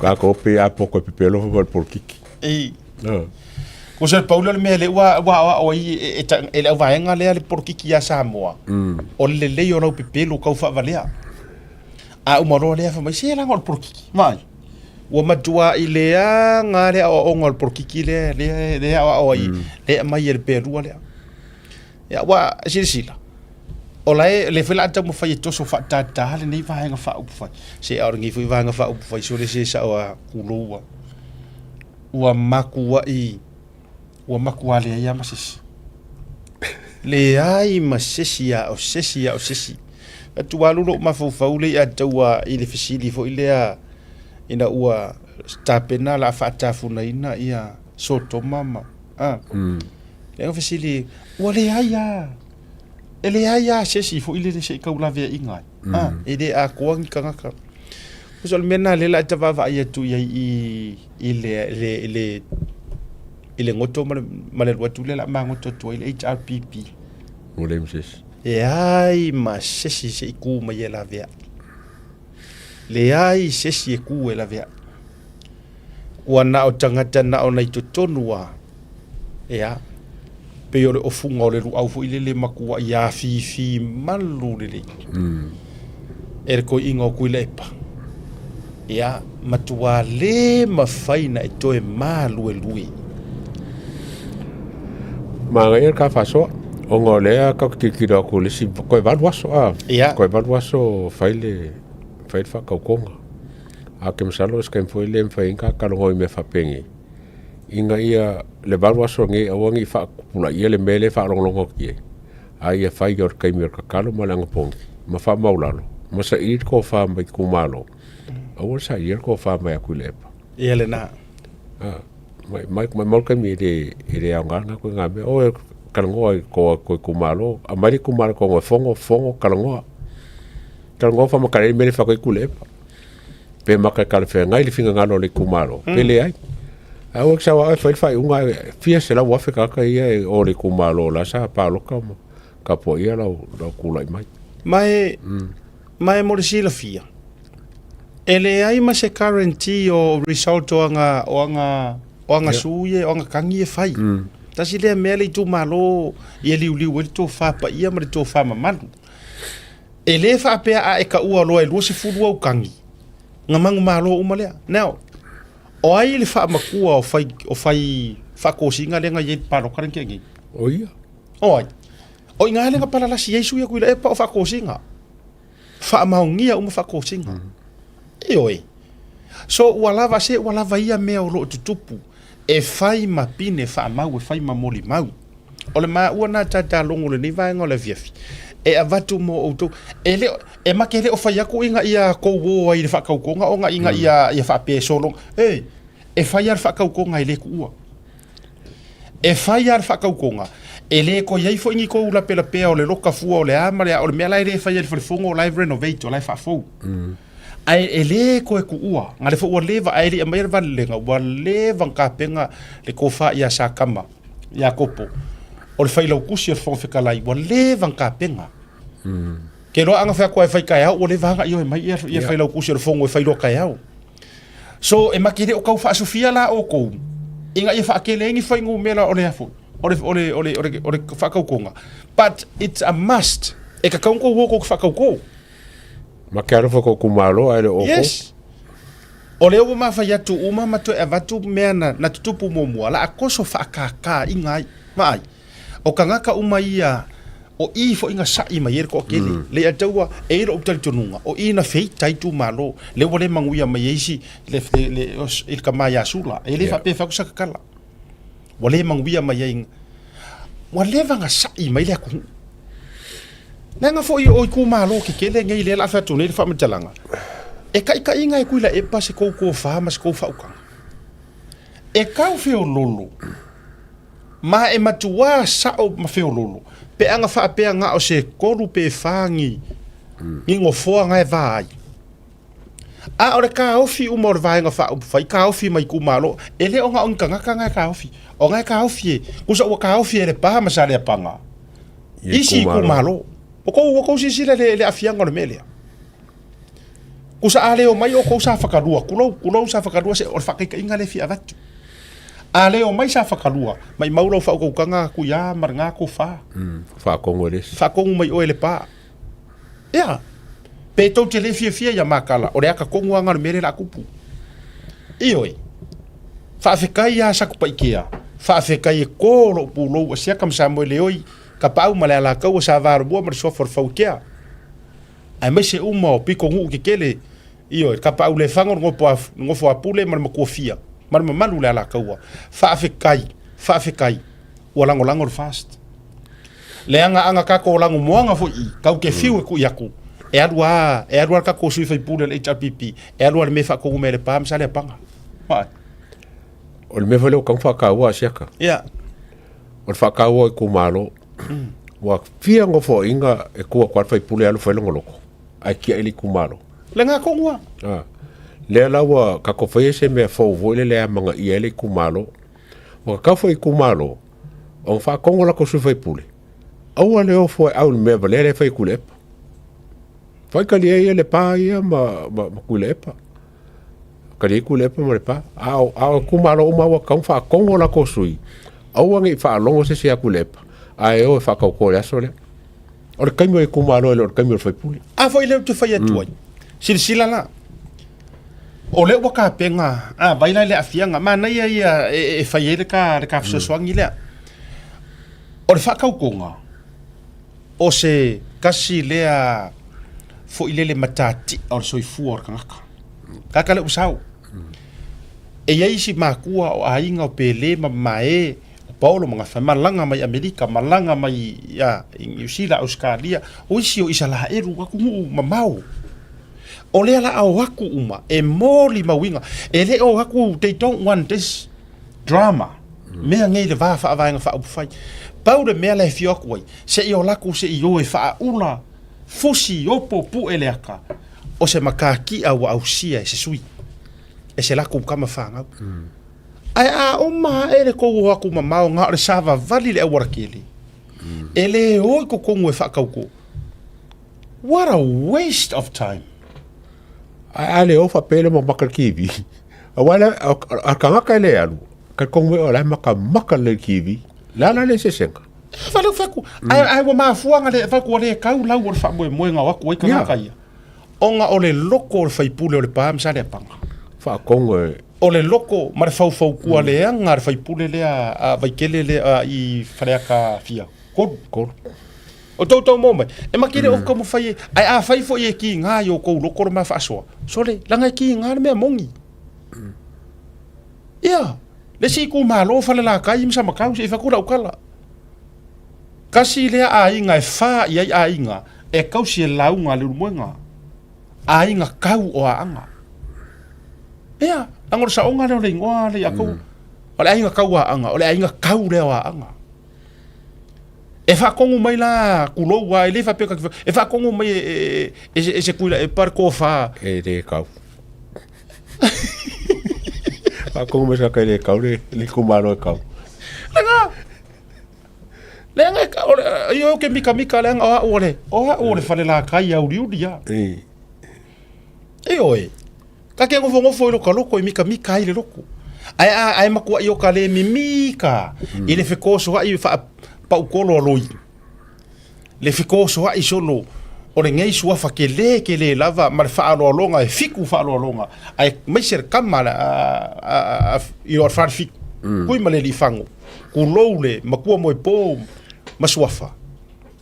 ai ala ku fo i male fai pule ia ru ku sa vale ko le awara kili ele alu ko ngwe fa ka ku ai ka ko ye ka lo fai ele sa fa ngo fo inga ngu ia nga ku sa le ora so ku so ka ule le ai ngu ia nga le e ma fu na ta fa ya o mea ia ele ma fa fa ko inga ele o kai ko ma ngakur ko inga for ilele put into considerations yeah afianga o nga fai unga kusor mele ele nga kele o iloa afianga o nga fai unga afiai ainga afiai ekalesia afiai ikumalo Samoa onga olonga ngawa se ia fa mo ku o le mele ngalo yanga ia le ma sesi o Samoa wow ko fa sa ko kala no le ma sesi langa o le ia kanga kai lango ia o le majority o Samoa wa le o ko kari ko winga oi o ka sa nga langa u fa ya ko le ma sesi o nga sele o kala langa o le ia kanga kai ioi o ruwa ainga moro ai ole more than afa a ko ole ku o Samoa ale o fa adia de paroka nga o fa adia a ko il paroka ia te ulai au te o fo a winga i ku malo me sei ku malo ma vai eu ska ia le ku malo ia le ku roa mamalu masafu ala nga vai kele le sei ku malo ma vai mele makanga so e faingo fia nga fe me ai solo malilifa solo i me fa mai ku le epa ma muri ai li mongi e nga ki lo anga palasi mai sau ka mai ku ngu ma vai mangu mai ku malo ma vai whatever nga ia o le winga na ma fa matalanga le mate fa malo si au ku ai ka pengar ko awalanga pe ko ke leo e fa awawa e a ko fo ile lua vai ko i kanga ka yo ai i le fa ko ele o manguia le langorango le chapipi sufa ia la ko sui ko sa lu sufa senge Samoa no supa senge langlonga le chapipi no winga on kwale kiki apa senge o makwale yang pasenge walanga e fu ai o le fast sub independence ko so le majority o manga o Samoa ako wa le o ko kari ko winga fa ko inga sia HRPP ko so le ngalo ya kuila epa nga kele o consider inga mai ku malonga kusa la kai le minority o manga minority government alo minority party la ka foi kai Samoa la na ole matua i o tao foi lava ole me manga ya ke ro le lava kule le lava tule le fautuanga o le fokuanga dia e le fia fa longo ye kuila e pa le atau ar fautuanga nei ar fautuanga mo sui fo ma le chapipi le foka sa ku ka kia ia au kuai lango kamanga por kikilenga parpala o ko fa kai ar faukuanga ngai ar faukuanga langa o runga ala tu la fono o tou fa tonga ai sea a ko wa fia no finga ku le epa e va veanga pasier ka pengeka ma le pare mengi le ku la fongo foi lele le ke ese mai lo mar paki le e kere ko ku ko kas faingo fianga pasi faingo fianga faile mer ngai ko ki ngofo foi ku fa ku wala nga mantor mele ye a uma e kere ese mai lo mar paki e kere fainga ku ko kas e ke ko foi faila wa fainga paruka o ko e fa ka ku ma o yo ko ko yo me uma su yer ku la fongo me uma fa penga awa ona me la ko fefeifu a fai o ko le yele majority o ko au fo ke no la kala e ya o ko wale vale maro si anga ko ke kuria uma esa o mai le fa California lo se fai po fe me fai la ko wale pe fa ko fa bangi o le sulo masinga ele ai se maro vale la langi fa ka sulo masinga se fai ko fai o pasiele en kula fo lo que fai aku se o pepelo uma nga mea o pepelo uma ale le vatula utala o to uma ye manu malo ma yesu ye le chapipi le fo tonu te do ko o form up le majority e kuli le wala ngai o kula fongo fa paki ole majority e kuli ka e kuli au fa ngofia kuli wa hola ki paki e lo la kala nga no nga ko valo e maka mi e kuli paki la nga kuli ko ka e ko kele o lo le finga ngalo le tua vai le ave esenga la wori singa wala wori ia la wori fa fa kai ku da epa Ada wori ia. A wori ko ngwa yang fa feng kai ku de. No musu ali a te wa e ka uia secret la. Ka. Ioi, a ko wo constitutional fa paki. It's the majority, whoever claims the majority. Ke lo ko ku sa pe ku menga ku le epa limongi malo au. Mai. Ma yanga ini wa nga ku le epa ma limongi. Le kero fo ingo ngi do au mele. Ini em fa nga sui. Ba kai mi leo ke kai mi o ke. Ta ko querer paki. E ka pura ku sui a si ka ya ku le epa. Fa ya ku le sui nga a fa pura ka ya ku le epa. Ele sa se mer ko kele. O kai mi ngi. Kofi sufa. Ya sufa. Lo winga ku le epa ma limongi. Ku sa pe ka ya ele se be ele ke isi.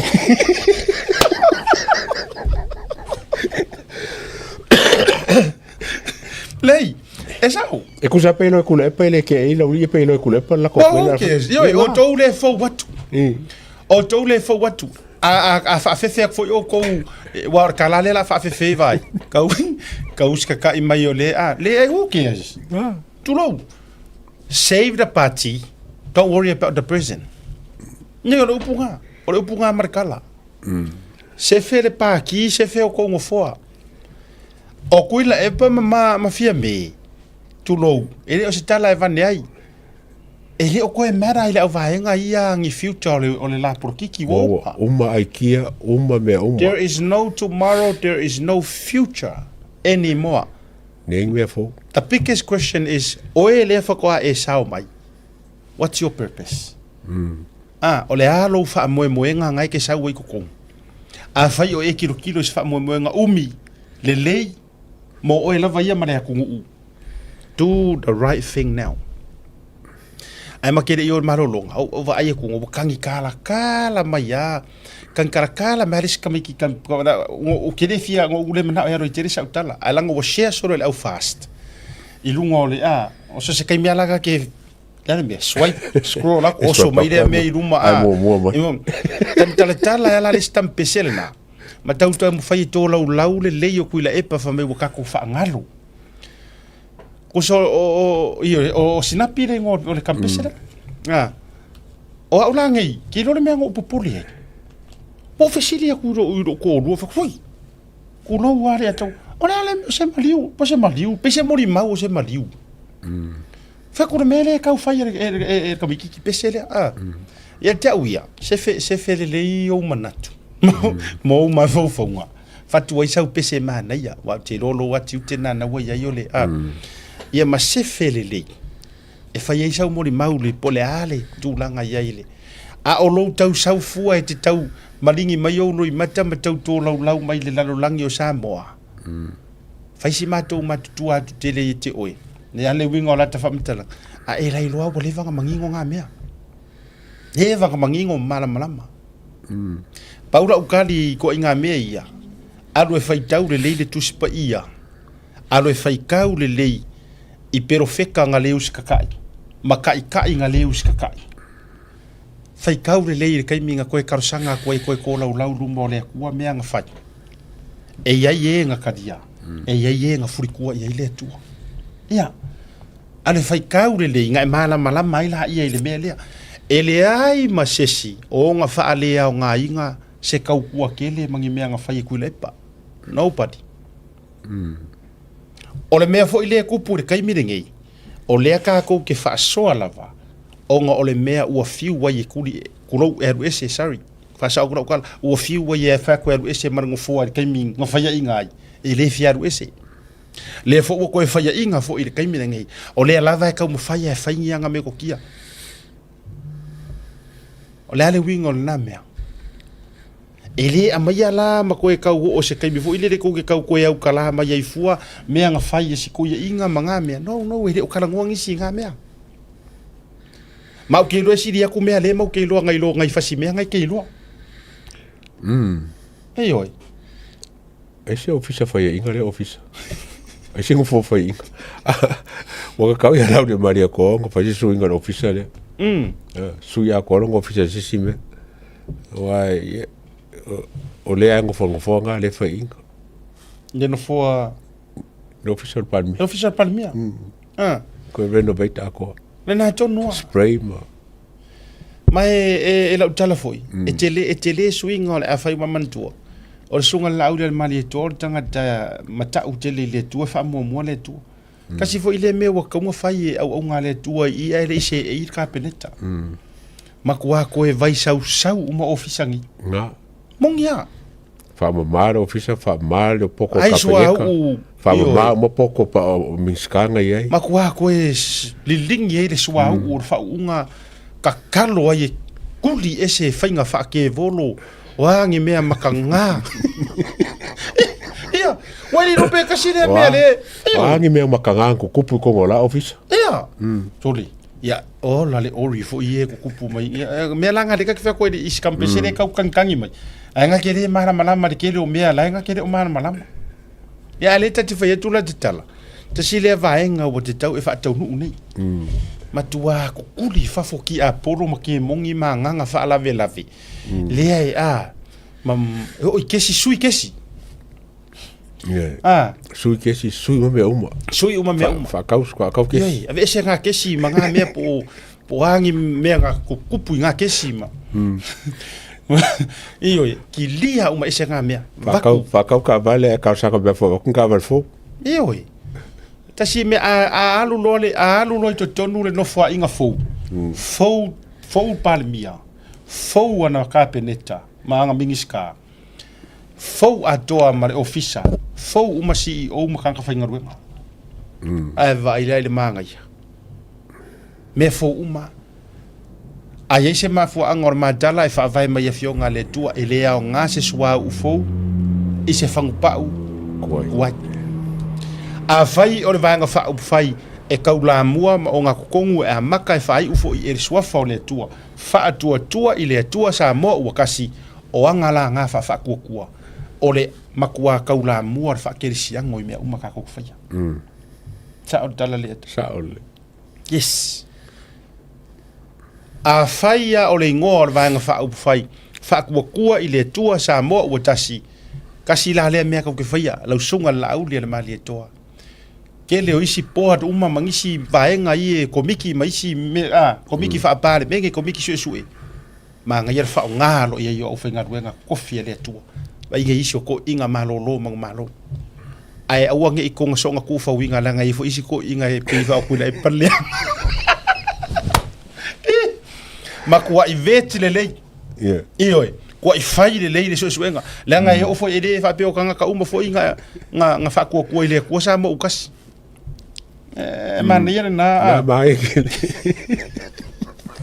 ia tasile na vaenga ia matua le leilo na ia la ma watu eta fasi silanga le fia watu il fasi silanga le tatu fasi silanga tatu le malolonga ona foi mai la ia ka ko ku ina inisio mata upu ia o vai ku ngale la fa ko eser kama mosi foi le se la ki foi le fanga lo official vai e fa yang kala post lenga se mata to foi mai na ai se watu fasi silanga le ole tara no anga le ainga sa pola te vau se mai runga fa mo le lava misa ole fa silanga taua sui ma feoi ainga sa pola te vau sa sina ma fanga e sa vai ole a faia le tatou fono i le aso toa na i se furu ma le tolu o Setema luafe lua se furu ma le 5 no fuanga e faiai o le Metotisi Church of New Zealand Hall tolu se furu ma le iva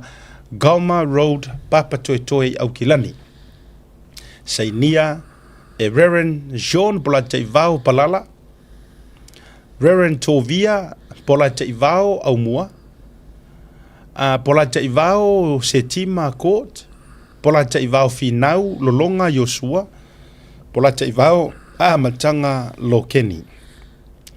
Whaamore whaafso ta ile numero lo ilalo mo nisi o whaametalanga o lua tasi, o varu tasi, lua lima, lua o fito. Ia, toi whaafai ngofie whaasisilenga lea, suli mawhioi o le pola te ivao sa sina mawhangai e whaia i le aso toa na inei le tāru se furu ma le lua i le awa uli. Se furu ma le lua i le awa uli. I le tolu so mariva koma road papa toe i au kilani. Ia, le tātou whailoa inga. Ia, le toe nā ma le laina fuafuanga mō Samoa. Ia, whaafso ta i telefoni o lo ta ua i lunga. O le isi whasisilanga lea mai o i Victorville. Ia, Victorville o le tātou whasilanga lea. Wha supporter, po le wha support fundraiser. Tau Sala Night. I le tolu o Fatasi and Sierra Way, San Bernardino, California. O le aso e whaiai le tātou whaamoe lea, o le aso toa na i se furu ma le tolu fo i o se te malo no ingo le aso toa na i asau nei. Tau le lima i le fiafi e saoloto le urufale. Ia, e saoloto le urufale in celebrating the new government of Samoa. E tātou te. Ia, ai te tala le avanoa mo sau siva Samoa. Ia, ua isi le fiafoili a taua kasi lea mafukanga ma sapota se lai titi a maini. Ia. Victorville. Ia, o le tātou tūlai mo Samoa. Le tātou mafutanga. Le whionga fo i le te fono. Ia, whionga e alo matia fiaui. E di Sara, e mese o le lau. Toi whaafonga mai Victorville a doa, ia manatua mai o le tau te fono le nā o le fast supporters. Ia te o tau San Bernardino, ia mapito nuu tū la lata o le tau fo i tū malo po le tau a ai. E iai le tātou tau Sala Night, ia o le tau Sala Night, whai mai lo loto malie, ia a wasi se leni e fia ave i Samoa e lango sua ai, ia le tātou malo ua tū la i mai, ia o le tau le lima i le afiafi o le astona i no whanga wata uilunga toru o Fatasi North Sierra Way San Bernardino, California. Ia, maua le tau maftanga le utau si le sila i ai free le urufale, le ise utongi o le urufale. Ia ai a mulu loto, ia whaisau siva Samoa. Ia o se le ni fo e maua o le a fesoasoani ai whai masao le tau tū malo, po le tau fo ia pitonu umana maftanga. Ia awa. Ia le tātou vanga whai o lea ua tū malo. Ia tātou whasisilanga le nao, lisi whasisilanga whasisilanga tā ua nuu o matai Seattle fast ainga. E wala awatu ma le whaalolo tele le paia o si o tātou ainga whaapea le mamalu o Samoa o lo alalama pāpā au le stete o Washington e fia au ai mai, a fio mai maliu mai su mai matala mai o au o le a whaia le tātou sauni ngā lotu whaafitai, Thanksgiving service and celebration. Whaafo i le vi inga ma le whaafitai i le atua ona o lana puleto ua hae i manu le whiriwhiringa a Samoa o le tātou ainga fast. Ia, e taitai le sao Samoa mo le isi lima tausanga a fio mai la ia tātou sa mawhifia whatasiai. O le sauninga o le asaunia ele nu o matai Seattle fast ainga le tau maftanga dele mo lo fonga tau mafa o le aso sumarfa o se tema lo noinga o le aso sa ile itu la lima ile fiafi o le hall a le SDA hall fa o lua 29th Street i Auburn, Washington mo nisi fa matelanga fa mo fa so tai te fono le fionga ia afa masanga tole a foa o le prestene fo ilea fionga ia fotino la ulu sui fai lau tusi ia ma le fionga ia a foa ma lau tuto tasi ngale o le teu o loa i numera ua ta uilunga ma le whaala o le tele lava whaaftai o le nuu o matai Seattle ma le ainga o le fast ia tatoatu marolonga a foi mai ia whaua tato program si kako whaasoa le issue o lea tangia mai le atua ua avise talusanga si tasi o sui o palauli tonu. Palauli lua.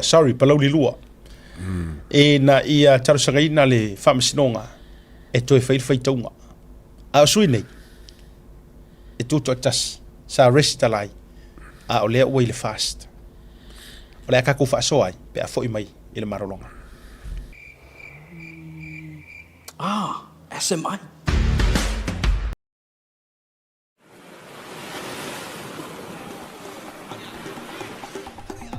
Soifua manuia malalangi ma. O loo ingoa o matai a leota sinau mea tau whao. O ua lo ia Samoa i nei le mato ofisa o le WT Compensation Lawyers. Mātou te fisosoani tangata o awhaina mai ta avale, whale whengaluenga ma superannuation claims. O le manulauti o le mātou au-aunanga ina ia avele mātou ofisa e whai ma fesoasoani i tangata uma o le Pasifika. Aisea, awa e tā ua le mātou ofisa, tangata o le Pasifika. A whai o se tangata e mana o mia se fisosoani, wala au mai tato ofisa nei Prispeni Australia le o fitu, tolu iwa lua wha iwa lima wha.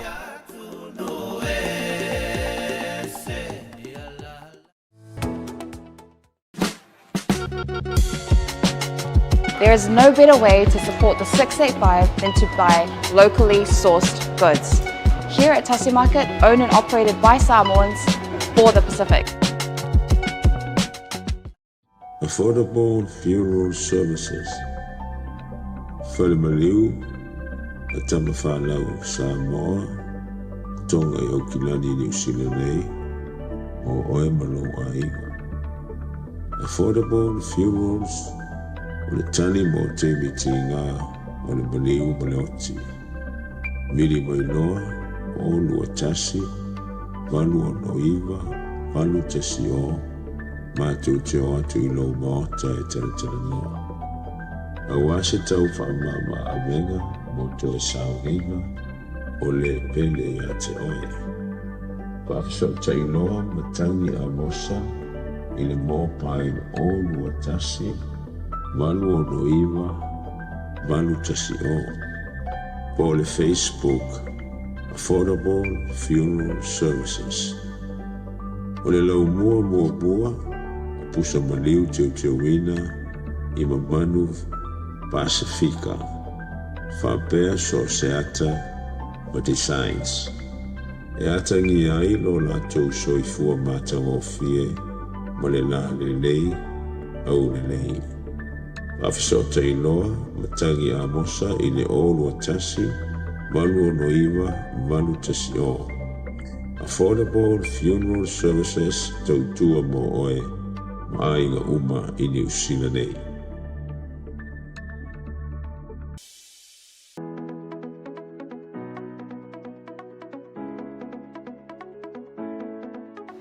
Hey, have you signed up with BlueNet yet? No? Well, let's fix that. Head over to www.bluenet.co.nz and hit Join Us today. All you need to do is fill in your name, date of birth, phone number, and a few other details. This helps us get you set up faster. We'll also need a photo of your ONT serial number and your modem. Not sure what an ONT is? Don't worry, this is what it looks like, and every house with internet has one. And make sure you have a valid ID and a utility bill or government letter to confirm your address.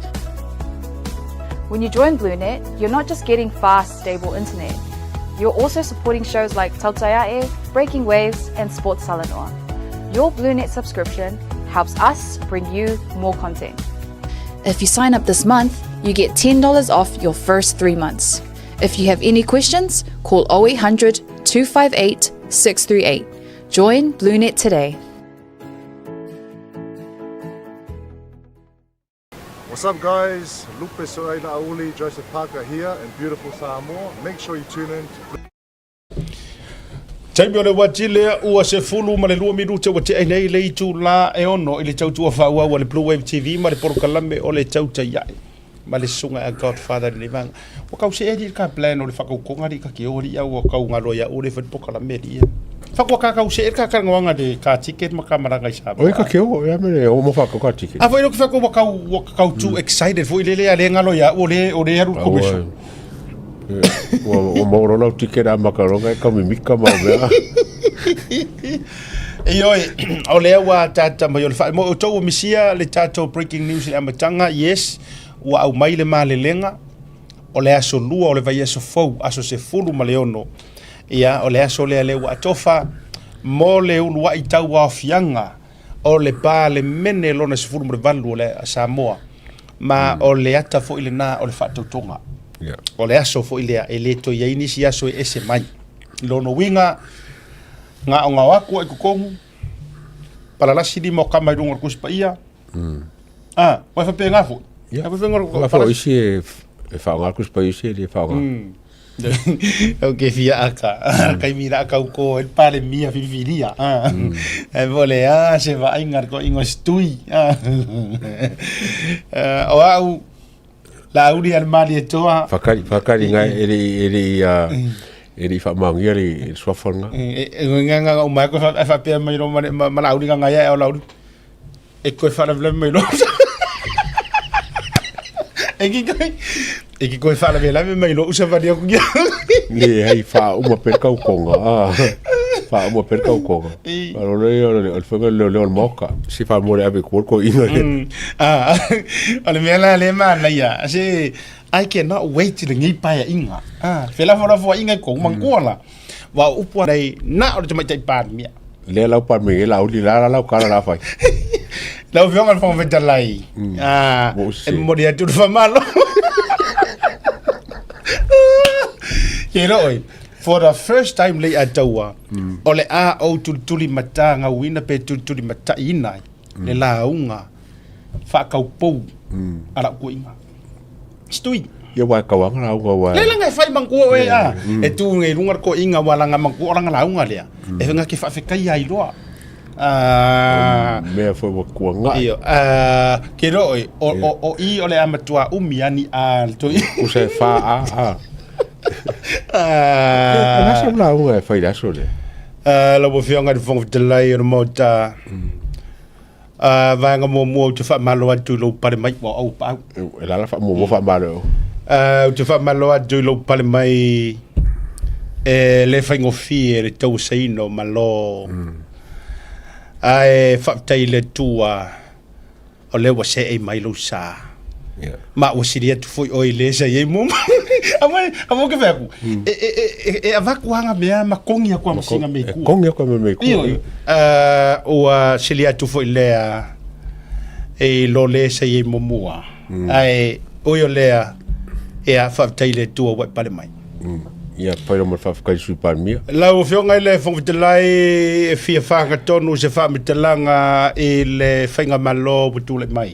pa mo muri ala fa kai par mia alu vai fu minska mai sui la o fionga e fia fa mawina le fa malo e le fionga di sui par mia e fionga di mai ta ia muripola na rosa e pe fa penga muripola au te maratua de taimi na e uruai se e ai le tope na faisi au tau te mana ngoro ke vai use e aru famaro ai kango au mangi ngai ko for ka kamalanga me ko for ka kamar me na o mai doina lo tau temu ia o anga lava fo I fa tangata fo mai tono mo nei na tau ia se fa popolenga I lo paketi mo pitai alua I so longa o lewa to pale mai mo le fa malo mo fa tai o solo ia wai me ai kipi mo ka latino e fa mawina fo ilanga fa vitai si suilea le tinu fale telua le kan fu malau ke lo ngai kara ko pan mi tasile no fo ele fiese la do fa fainga balota ia fa tai le do wa ana fai tasi foi le sui ka kasi awa ai kusala ele fayar kamaror kenya ia si kamai ka yor fast awa ana sao mai le sui ele chapipi ia ai tasi lea vaenga o lo tilo I pea le vaenga whai I le tula fono. Lea ngai manino ala le tula fono I lona vaenga se fulu marilima. Ia te taua o na iai le aia te taua I tuma loi palotai. Ai wo mo kongi e kara fo le ki ule nga fai ko par menge ai o le nga fo lea o lo to e pale mai. Se ia mau fatasi ai tato. Se ia mau mai tatou te tono re nei paia inga. Ai me fai ma fasu se pamaka ya fia me. Fia me. Não vai que fai ma se pamaka fa pe fia me. Fia momoli le nganga le fa malo I lau paia inga. Fasi paia inga. E oi na lutia oe I puava ma tulanga o le male pe lepe o lau taita inga. Ia ai fa tai wa tofo fo I le mea no tau fau fau ia ta. Ia oso mai fo fekara. Oso mai fo. Ia. A mole le sui o le pa tu sa o lo fina ngalo I lau. Ia la tu sa o. E mo moli pe le fa malo fia me lau taita inga. E ui ang pala lu. E ui ai na fa le tonu. Fa ma wina li tala fa solo pito Samoa. Le makangao. Se taita inga pito sili na matanga. Ia ai lea faina. Lea awa fai le fina ngalo lea tunu le fu toi o fu I lango le fast. Ko yo so fai me fu fika. Le fionga le sui ma malu o le lapta inga muli leo lau sunga. Ia e fai a walanga mangkuara ka kamare au pa. Iri mo laisis. O le lapta inga muli foi lea. O e o tangata matua, o fai siau matua. O fai siau makua. O fatu so oi. Melea, mamori sa o lau. E a whaptai lau o fionga fong talai. O no mai leo sa ufa matalanga. E lau o fionga il pale mia. Kongu o mo sauka. Lau sunga le lauli le mali to. O so mai fong fekalai. O le vanga fi fa fa manatu o le sunga lau le mali to. Ni sa mo ba yo nganga sa o lo. Ia. Whaptai o le wa e tofo. Le wa e o le no fo no se e ai mo le luas furu mon topu tu sanga. Le la e ingu mea. Ia sanga ifola. Sanga ifola e fai di so ifuanga no kunka. Ia. Vai uma mea ia na mato fai atu e fai. A wale palota mai le tunu fai meanga. Ko o ko poro ke ki 2 milionga ai fai kola le. Fai mea fa ko. Fai kola. Kola, mal pelinga. Moi foi fa o pepe ia le uma mai finga ia. O fe.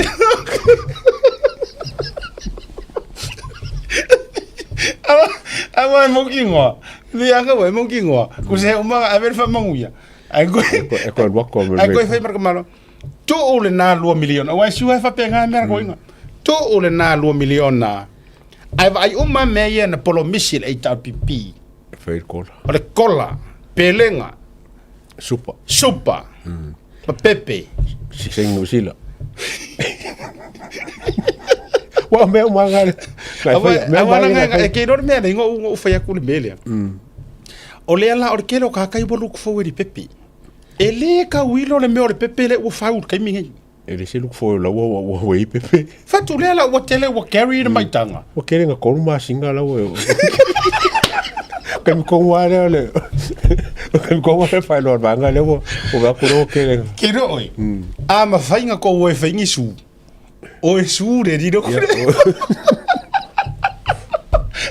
Enga no me kuria ka wa. A wa ko ngo ro fa finge su. Enga o ve o le ala wo fa ya o menge le ala wo mai kanga ko fe a ko ye me. Ia wala nga ma fainga cancel mai si me. Ale pen cancel ngal me. Le ai. O le vaenga le leia mo o tauia ua a fia le vaenga rea o ngor kou ngau i ngā mea. O nai wha au pea. A le siri aku le plan le avatu siri atu le plan le avatu le fast. E maua e le ngata e wha au ai up to 3 years old. Pai. E o ai le tolu tausanga o na tausi le lei lo walo po lau pepe. Ioi. Na wiki ngau ngā afe. Ia ngar kasiar kai me mai ia e re kai nga o nga il pepe e mai le afenga ele o nga il pepe le o nga il failili ai ko ya fu ko ya ru kanga sau fa pepe so wa ngi fa ro ko fa ngo se pepe a kola io e te o fo awa ni o to fa ingoa lumo sarva la sina ingoa o kola mana mau me uni fa ingoa ini ya ni to fa nau ya awa nei fa yani ole maja upu le ai le oi tatu mo ole ufa to ese ia le titi la fa tai ole ufa o mai ole tusila le ole tusi fa to esenga le wa mai lunga tau whaafonga mai fo i le isu le na mawatua le veaso na te nei. La au le laulawina ma tau laulawina na ona whailo atu. Ia, ona toe tu atu le tua o le tusi. O le a ma ngau alofa ia i le kiki le ang kupo ni melea. Kau ia whapeo long whawarwalea. Iyo e. Ai mole a ngai i luma, whai ia whai le nei mea ma wha manatunga, whai le nei mea ma o malesona ma o onga. Vai vailane mo le mea o le oso vale, kaukala i kiki. A whai o e whai ngaruenga malo, ma o i tele no vai, o i simta ngaruenga lo kwhai an mea lele e tau o leo leo. O leo leo si konti raiki, a tau maua fo ini wha metalanga wha penei, from now onwards. A tau to e maua supporters. Ko ke koe maua longi wha upunga wha pengei ang kangaka o whai ngaruenga malo, sen mai. Sen mai le leia, sen awane mai ni fake page, o tele mana o ni fake pages. A mai sa o al tangata le whainga ruenga. Mai se I forward sa o I oe. Lewa tu la il whainga malo fau me tūlanga uma. Kukuri kanga kai e kaun kiringi e sere a kaua. Tu ai ngā tangata tonu ai a leo te whatu le lau wha ia umai ma lea ngai mea. Now, e whai lau tala. A whai o yeise si o whaafonga mai ma whaasoa ma Godfather. Lea nganga ka luma mawha. Il vai aso le na te nei les wharoili. Kanga whainga ruenga malo. Now, let me make this clear from my point of view. Te lofo I sau nor sunga le ato. Ma ke le o fai aku a mea e wa kulo kukuri so sesi. Kaka whainga ruenga malo. No. No, e le o le nganga nga. Ki lingi e se oe lea e ke whai mea valea I kukongu ora kanga. Lea e ke loko leanga I kai kai. Ki lia e se oe le kakaunga e whainga ruenga I ngā. O tau nei tau te le tali tonu le taita inga le fast. O te ofo re tau le mama. E nganga whakura ukana le akaua. O ma kua kou le mama. Pe o upor kusi lele whako ese mai ai ka mai mosi lea. Ku lou whafonga samu. A e loa e ke le kari kongu inga se kai ka inga se kangaka. Leave. O le ana mafua anga ke ngofo I fua ma e fia au au ngafua ma e fia kau kua fua le whainga malo au le mali e toa. Pea e le kari kongu inga. Aloi kuper malo. Aloi kaimir malo. Yes. Ai a mafa ya kula ma maka ua ko ngua ko ke ese o ko ngale ngai mea. Ma ko wola ia ko ke fia su ko pe kau aven ko su. Oh. Abo me ngale ko. Ko sa lela fa kari kingi fa pe sa ko me ngai isi pa ya inga. A ko ngofo inga sao ila lo kai ka inga fia me. O ngole u ko va ia me u kula mai. Ai tasi le va ngai ta u ali atu. Ala ola le nganga fa la le yengi. E le manga o e cool fast. Ai po le ala me sanga ngofo I fu ngar ngar malo o le o ise ia la o si malo o langolang. O me fa ko I asiaka. Ola ko nga va. Ma ka fai ngar wenga. A ke le lupa me wolinga ke au fa va le fa pe. Wa ka ko la ko ia fai langa ngar wenga. Uma laso uma ikula fai me le yaru. Ale roko fo inva me fa por kiki. Ka ole nga ka mai mo nga o inga ko fangaro nge kongol malo. Le nga fo wo sumba le sa oi vui. Na fo ka sa nga ra fio nga ya vui. Te tele ni tupe o lo no fo aita lafu ai atu le pa. Pa wanga. Ko ngor nga. Kasi nga ma fo anga.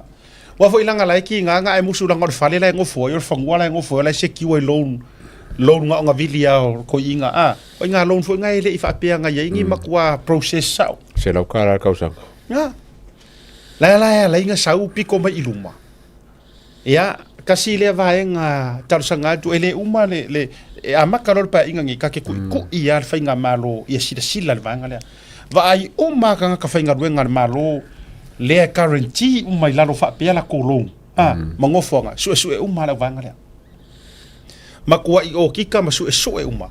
Pe fiang ka ngaka o ngi ka ngaka ele ka kaunga issue yengi ko nga loan ngi fa pengi. Kasi nga me le alenga fa per fe ora o ko die ko ngar ngar malu. Ai fiang I fa ngo le skale la lo kule e pa ma fia me la lo kula fo le o le RTRA no afe marbar. Fiang fa ngo le skale la lo la o mingi skar ka media. Na tonu tasi le tu la fono lo sunga la del mali to mar fanga malo ko e a fea ko su e ko fai ye se fanga le LTRA lo a fe barvar wa me lo mengi fa mai ele ai ni fongo fa ka usenga le ai mo se mea sa o le lei a fa fe fa ngwe o le skala la ro kula fongo le na tonu ma tua i to e vifo se komisi tu ma oti la tau te su ma kua i fai le a uma e arka usanga ngei i ka ko pa inga ngei ma solonga ia vange uma ilunga me ngei o ye kai le ase se fei kai nga me ma sa ro me min skala vai kai mi na o le skala mai fa ngwe la ro kula fongo fia ngi min skala le ngo fo me foi le fa fa nga kai nga fio ese kua i o kika masu engi uma ilunga se ka ko va ai la po fe ko lo fi solo ia le nei o mai fa mai ia ele ia it's just a matter of time ta sila le na vaenga jaua o ka ngaka fai ngā ruenga ngi ia le malo tu lo lava mai fa poi ioe va ngana fo ile tala noa ma se ma ua vai venga ele a fa ina fua o ele CEO o ele ACEO o ele ka ngaka fai ngā ruenga le malo ngai fai sa ngai fa mau ele o ele makfa kwai mai ka fa penga yes ola yai na keiro ele o ele mau te fai atu ai so ia wona I fa o fuel talo fina ngalo ai ia ki nga yar ka ngaka lea e la vea kongu mele o ko foi nga le makfa kwai a magarisi official ya to lower makwa o onga lava official par mia ya kasi official par mia official kiuke MNRE Salasi ofisa ngi marmakanga ruenga o leo ofisa ngi wa makwasu engi umailunga kilingi uma ese le au kangaka le fa maongi nga yai kokongui yes kilingi ese ioi o le fautuanga nei avatu mo o towi o mainga ruenga fa vai taimi mangu o mankua o mo mai le lipoki ya o kowi le loi ma ruenga fa vai taimi ngi usila ma uskalia tu lowa nisi a to tele o tole to te lango le HRPP ma ko fai kala o to ye nga ruenga fa vai taimi fai fa le yo ko wolanga o fa kwanga nga le va kumo ku oi fai fa le a wa esau lungo ava noa wa maua a wa tu o folo wisu le mele tu nga ye tu lowa ila to mo tele ale report yo isi report mai ya ko team leaders ua fai ma ko kiri o mai fai nga por kiki ko mai kau apu ma ko mai fasi mangu menga pungour ka ngaka ia e fa ali longa fa maongi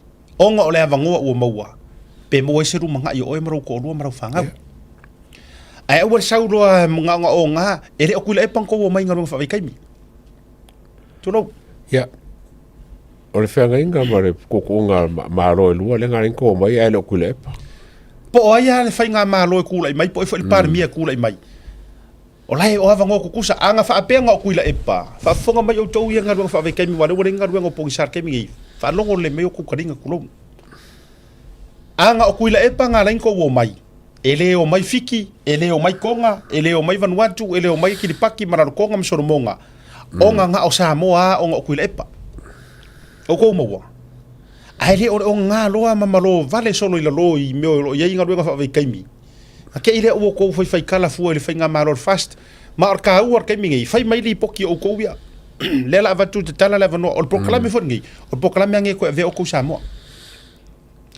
o tola ia to te nga ruenga fa vai taimi ai to fai tala ma to te el pa inga le nei male you know a e si da fia pu ele le mai ngi video kanga ngi mai e fai loa kwa o runga proclame ngi e ke foi lai Samoa ke ala ku malo loa e ke kui ngi foi ke re ko foi mai wa proclame lea ko fa foi proclame la normalo io kasi a mama wanga foi o ko ma fa maunga ma ke bisa o ko ai kampanginga e kuri o ko lena sen mai fa maunga wa re ka ke ngi usila mai sa o ko ngi usila sen mai nei to te va ai ma ku ku lo ma kia kwa o kongo kampangi ave formal complaints ko kuri le o ko Samoa e maua fo ia vanua to te o mai ai ai ko o mai fa ali ko fia popoko ma ko fia fainga por kiki o le kau apu o kau vinge o fainga ruenga ko o mai fa ulo wa uma fo le tau mili o upu ya o tupu mai fa le lave tu lo sa kia o ko sa le ala a or kele fo ko ha mi o vale ko ke o mai fa ko rua ko mai fa ko o fea Tau mai tia I tau tau roi Samoa ai ko mai fai ko wa mio vale ia ku ifa. Ale foi va ia ku porkiki pe ko ki so mai ko ki kau fale anga fai nga malo. Ya, tasila lea a toi maua o tau la no fa mole. A tau toi maua ni videos ma me nei send mai. Se avatu lunga o foringa lunga prokalame. Ele fa fonga mai. Asunga fo ia le a tau o le vai me so tanga o nga luenga I nei. Mau kilo fo I kampangi la loe rangi se le lor prokalame nger ko kaya.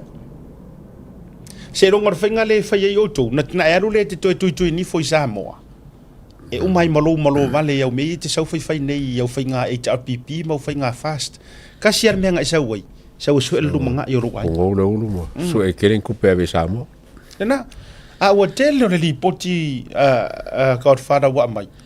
So le o fa nga ka le o le si me pe o ka ngo fe ka o fa fe nga ngai ngisi ka mai ki manga ngisi ka ka e lango fast. Ai so mo sa mai le si o ri ia o makua o le vo suma lier mo ai kupe. Iwe, nisi a wari ia lea oa kupe ma kore kinga kupe a kangaka. Nisi a wari ia lea whawhenka. Ya. Kasi ngem kangaruenga kele le chapipi le vai. Yes. Man to fo tangaruenga lea langa e laku fo uweine le ilengonga kiringinga. Ele ile leinga kiringi e weine le makangaruenga lea. Le ngai kenge re ngaru whapoko ia lea ungarue whawai kaimi la longi ufo ngai kairi. Tasi lea matangaruenga makua kilingi. Kilingi lele. Awa tātou te popole. Tūrou, ora ule aku alalo mara ukarasanga. Le legal team I Samoa, o I lava I whaiar melea. Whakarangoa po a packages. Ave kanga kaya. Pai Felicia. Yes. Ma I mau le taimi. O kupe aru ao ngā li ako. Ya. O ko folengo fo ingu sila leva ia vaanga le. Ngai ko ke chapipi. O ko ke afia fo la fangaruenga ma o ko ke fai me la ve fo la fangaruenga. Na tonwa. Ya, o mai la ia leo le tatou whaasoa. E o kawanga ingisi o vaenga ia. O le tūlanga lea I Palauri Lua. I mele ia fiu. Ia le no fo fiu Bonifacio ma le no fo fiu Yona. Yona, ia. O le wa maua atu I tala mai Samoa. Ma wha maunianga o le so o ta ia tu fo ina inisi o na iwo. Ia wala ngai so o ngua mako I o savai. Le ataua. Kwa oia. Kwa oi lava. O le la a mai wha maunianga I sao. O le na averi tāra sanga fiu wha o tane Yona. Ma kua e kukusaso wha makai o suingi. To loula a wha o ngā kule ngō mua. Inga ia sira fia I ese senga o tangata ia mati tala noa tu iai. O le to wha fiu Yona. Le wa avela lana apili a ngai le whaamasinonga e ala atu I lo ia. Pe mawhai ona to e whai le recount. Le whaitaunga. Mana tua la o le melea. E le avaku le lo ia, sau le lo ia whai le unga o le melea. E avaku, e ave le whaamasinonga. So inga ia lui langi mafua anga le lei. O le manai o le melea la utala noa. Le ataua whaari fo iso whiri ngalo. Le anga ngi whapea mai la kanga kaka kele karangoa sa o le maka upulea. Yeah. O le porkalame le nei e whanga tonu ale malama I lea. Ia te au, la ngonga I oro uwha ngongoa I lea mea. Yeah. La ngonga oro uwha ngongoa le ataua. O ngai pei au la ua le. O ia la ue kuma I le se me kau. O I la tau te ilo, o I fo I Samoa, e te ilo ai le loto tonu o le tangata. Whakafoi. E a leo e le atua mea te tupu. E ke sila fia I le mea la ngofo le loko o kangaka. Mai tātou iai. Ko ese mai a le fio ngai a leo kalaki. Le anga o I le nga au kasi le nga piing. E le fisiri ngia. Tu lou au ta ua fo ia le uso ia fiu fa o le tane. Le anga o au, le atau o ka ua le nga whaidis ka whaasoa. O au riska ngaka. Na o va aia ma lo upikefu. Le anga au va aia tu ngai associate le fio ale tofa ia fiu fa o le tane lea poni vasa. Ia ele nga ma le lainga o ka ngaka associate e kele au. Tanga tora HRPP. Peikai. Nga kilia uma ngā mea uma. E ngā ua fio mai rungo o prokalame ngai. Ma wha mangingo, ma kilia mea uma lam. Sa le ia se vae ngai langa ini mana tu ia fiu Yona ia lea ngai le iwa apea a mea o ani tu langa tua patatua. Peitai. Ua makua uke ia. Peo kala kula epa. Uke. Okay. Ai so lango nai le ungo ina ua e mo walango ve ko e sheinga mele. Nga ngo sa mo ngako fo le ngol fa pe kasi le palo kala malo ai a ngo fa no lo i mafu anga inga ko lo lo kulepa o ka wo mo lo ma fo ngo pe le kasi nge su fa o so kulepa no e si la ye pe makai so kanga le vale o fese me o le lo el paki ala mam na mo kulepa ya wa ngangi masa salong ya e ka uia ai Oia te au, o le la ua maua le wha maunianga, ua mai a ona whaise whailo inga ale tumalo, a me se ale nuu, anga fo sili. Ai pe a tangia mai pe ele i show up pai walanga o lena mai whato whala inga, ale fio anga, ina ia atu uma sui nei, to olu walanga o sili uma. Ai pe la le a tangia mai ele i show up ia fio yona.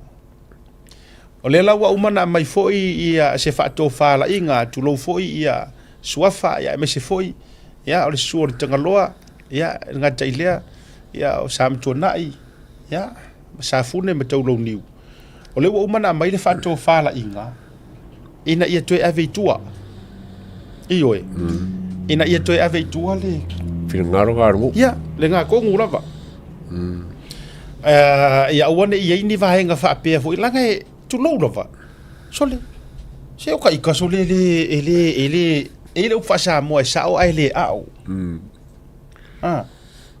o ka ika au esp kasi al balo ka pelua o le ka ke ngau u malava ia avero ka ko fa ku kuanga le fai kaunga e ui o le matua le tari tono le HRPP i le ngā ruenga le fai e fai kanga ka le fast o le AFC dingia le fai kaunga a o le ngā ruenga le tau te nau e fai e le o sesi ai ku ka ko waruia ile me o ka oko mai ai ai a fai o le tūlanga le ua iai le lua le whato whala i ngā fiu yona ma tūlanga uma ai fai e fai le si au uso e kasi le lua pūlou e kasi le lua vahenga wha upu fai ia whaavitai ai a tea ur whato whala i ngā le fioanga whaavitai i le fioanga o sili ma le tūmalo whaavitai le anga i te tauana amata mea si pe ko whala lea ai a vakua la ai ai kuia la sui kauva makulanga ia ole foi tau a su so ta inga matonu walanga e fesiringia foi pe o ye se vai nga foi lele se fautuanga mai le vanga fa fai ile kai a walanga ko si sila le HRPP ele ye ma se sui le nga kamo ele nga fa inga ofialo fa se su anga ku le pe ko kasi le fai lo mai ole foi la no tau fesiringia po o ye se fa to fa la inga mai le sunga te tai ala ule mali to na pa wale information sa mo mai over the weekend o lo to mo fa yesef so ta inga ai le mo sef so ta inga nga i sui o solo olai tau fa ye olai wa umana tu na fa ye le so ka inga ale al tai tai ya por sunga fo il par mia filfili ya se io mai tala no ma so le pule ya ai pe ya tangia mai ele i mau lava sef so ta inga porque le lola por le kadior ke fongi lo no wingala e atangia mai le atawa ola e ia ile ngau fo yo le ka mari e fia manga o ye malu ole polenga ke aulanga makauri feng sa malo nga ia ai ke ko sa malo ia fiu ponfasion ile mela vai kas ia ke aula ia ila fa longo kom singa fainga paloka sama kwale le lava onga baile kula ma ke longa foi ko nga me fa penge kasipe lua malo desi ke salo ai wa fa lua fa kolu le au fa ka paloka mai la ko se king e ka kawang fai so inga ia mo kingo lava le mele kas a fai lau fa mulia inga lo fisa fa nga paloka ele nga kai o a ko me fo i kongole i pia okay longa la ele se me alenga elenko lu ile kulanga le wa me uma lava ia ko se su inga o fai kongo mulmuli mal fai kongo mulmuli fo le longo winga o fai kongo mulmuli e disi fai kongo fo le kawang fai kau fo le o fai kongo o mo kwa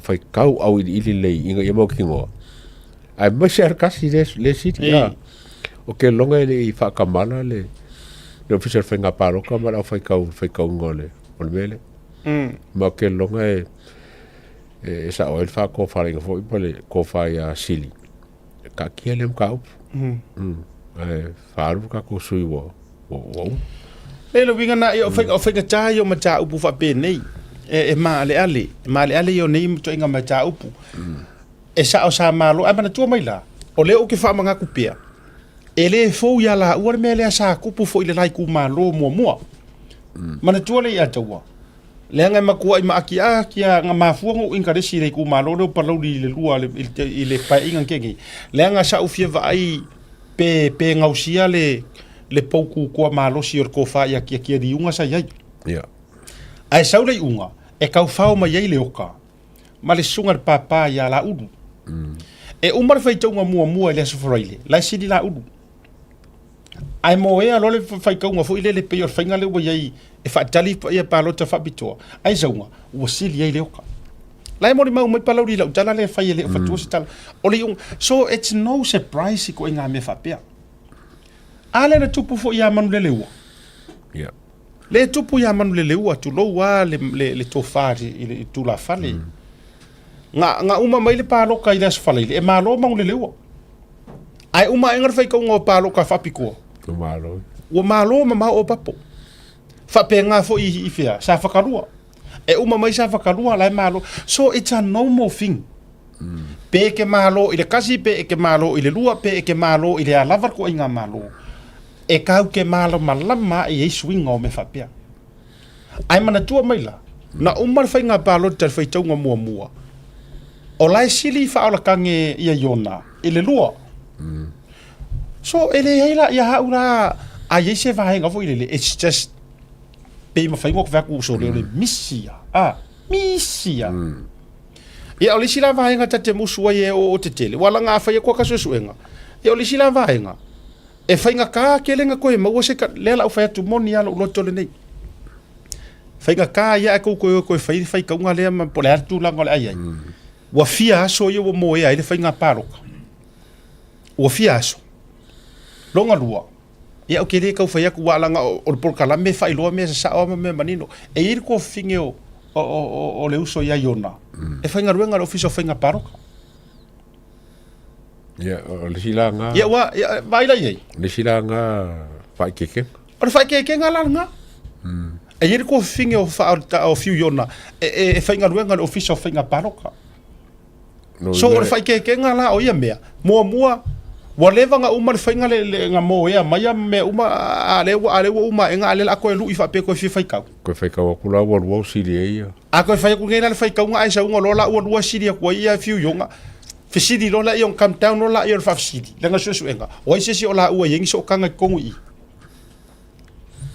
ya ba ma nga yo te ya e va ku ma ya me nga ko fi fa le nga a ngi fa pe fo ka cold fast a me make ku cool fast o nga ma ku ku fo ila ia le ngi mea e le ka kau o nga le ku ku fu le ai o pokala ngi e ku ala mi ko ngu ai le fa pe ala o me uma fo ila ka ko ku la lolo ko ya mar kala ngo o no o te le fa ya tu la a me ele hanga ku lo ele o matele o fa ya tu le hanga le uso ya fiu yona no a o le mele o tu la i mai male mar ka o ko nga mai nga ala se ma ale fa nga ka ioi ai me se la wo mo su el pa ki kasi a o lua ele fai ngo fi ko ure va ngo ai ile ka ma se o me ale uso yo mai sa fai e we le si va pe pa wa fo wa sa vidingi wa la ku ma fo po e nga pa ro kai kasi ko e ro ku la ku ya oi ne ya ngo ka wo ma lo e Finga lo polo keki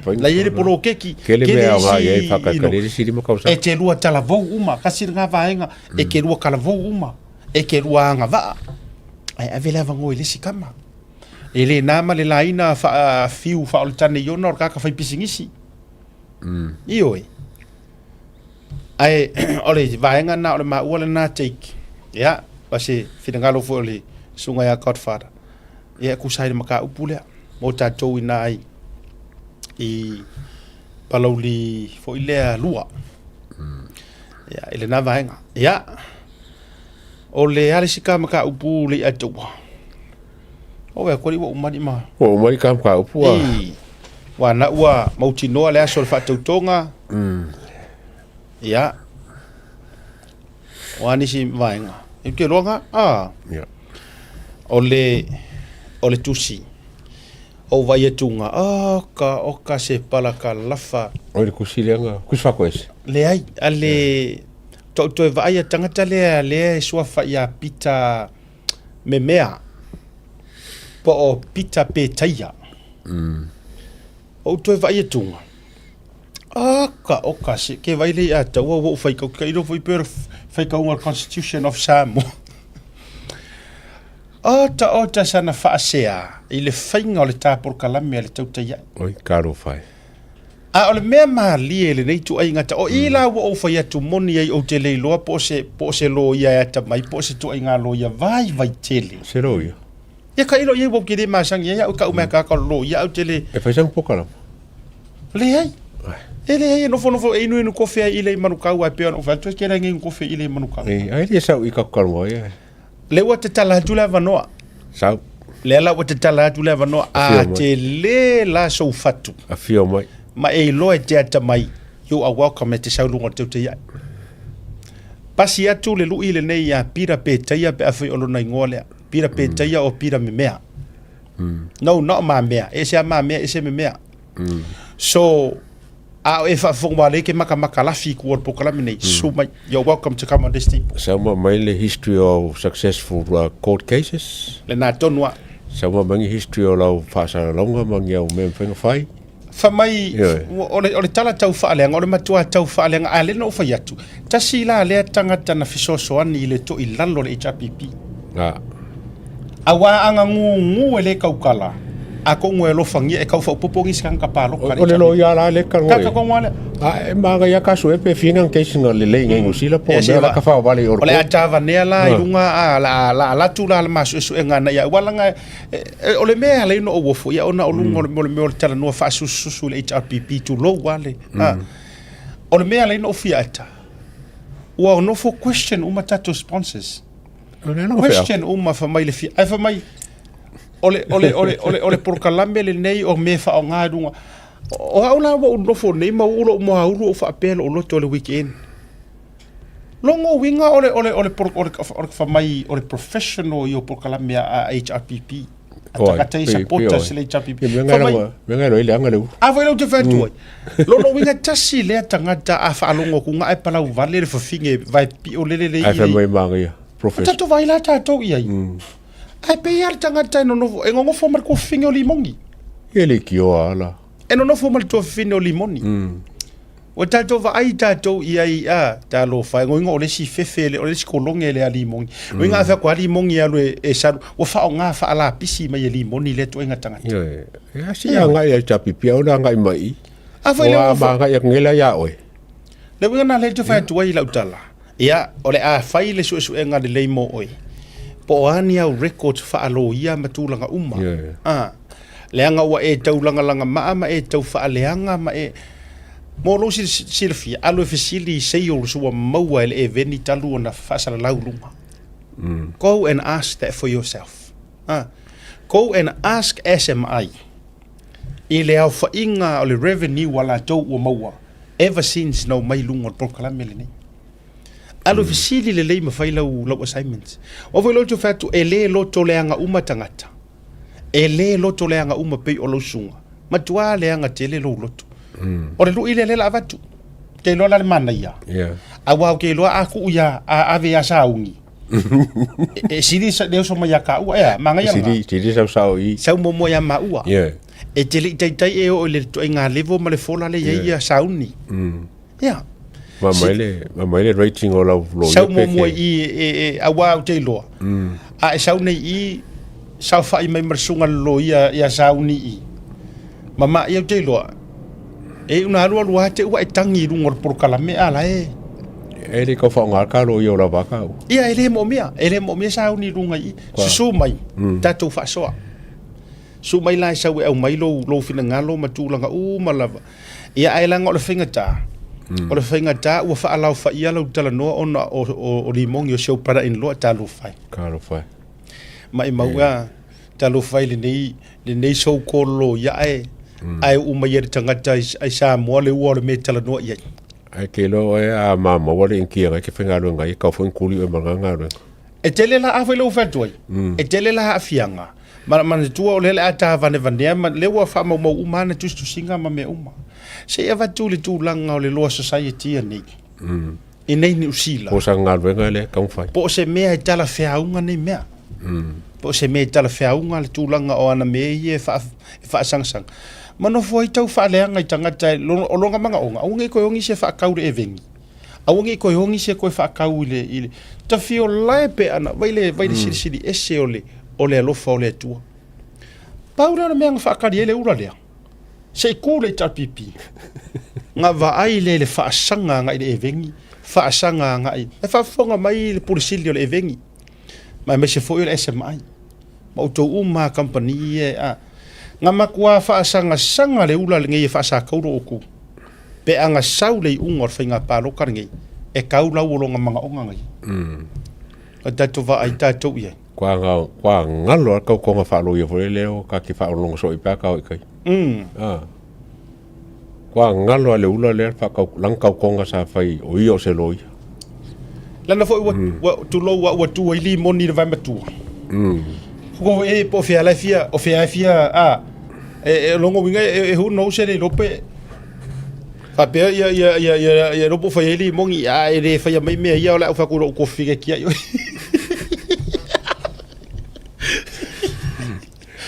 Ola ko ka ke fa mo ai ko lo nga ko mo pe ya fa pe finga le sorry fa mai ole o fiu nai professional media le HRPP counter mai le ma e o tau tai a o matua fa se o mai ma fau o le lang se vai ka ko i mo ngor ngi ko inga kan ka fa ai o le vanga lama mai li mongi le suka o lo yengi usila o le ulo le fa le ma se me o fa ya le na le lo pona kam ale ki yo le por le ngabe li mongi sa suka ko le ale sa fa se me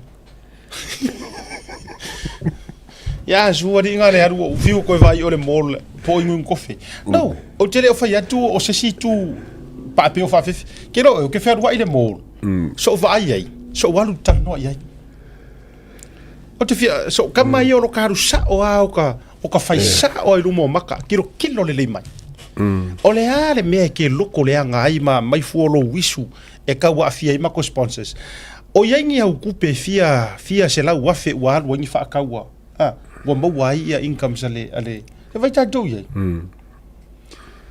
e se le mali o le level le alu e kau fa aleanga e ale la wa vatu le lui fa mo le tato u mala vai sila fia ia kilani sila fia le tangata o pita me mea o pita peta ia longo atu iai o le o mana o le tauta ia e su mai lunga i se fa ali longa mai a fia mai lunga i sau lunga i saurunga i fai ka kukala wai lea ngā me o sum wai aro wa sum ke ua a e roko ai kuro a e roko ai ke palau vale mai lungore sum mena ala ino ule fiaru ia le wadi i mai Samoa lea taua e ofor ko inga e lea ngā le tatou whaasoa ni sum lea ngai ki vai ala tau le right a fia lau rovo vale mai ia umoro le ka pero mar sum o e mo mai arma ngai ai o leo mai lunga i wa foi la yo kiro fi para vale que fi para vale runga iwa de ka fa sanga ole winga na le fele promise you will be very professional yes il fa kalanga o or fa ta wala na a o ko ia le e foi le tote so me sei ma fai fili mai ya mato ai me se a o male atawa ele a nganga ko fa so le sum le u fa sa o ele a nganga sum le nga foi aro wa manga pa mai ya po mu le wa a ia ngau fo ile au fa vasi ma sia solo fo ma ia la matua palau vale tu vai no o ka malama o mai menga ai e o nga lo sau i ofisa ya tatu fa zana ai o ki ara lo fi ka e ke muso ke ika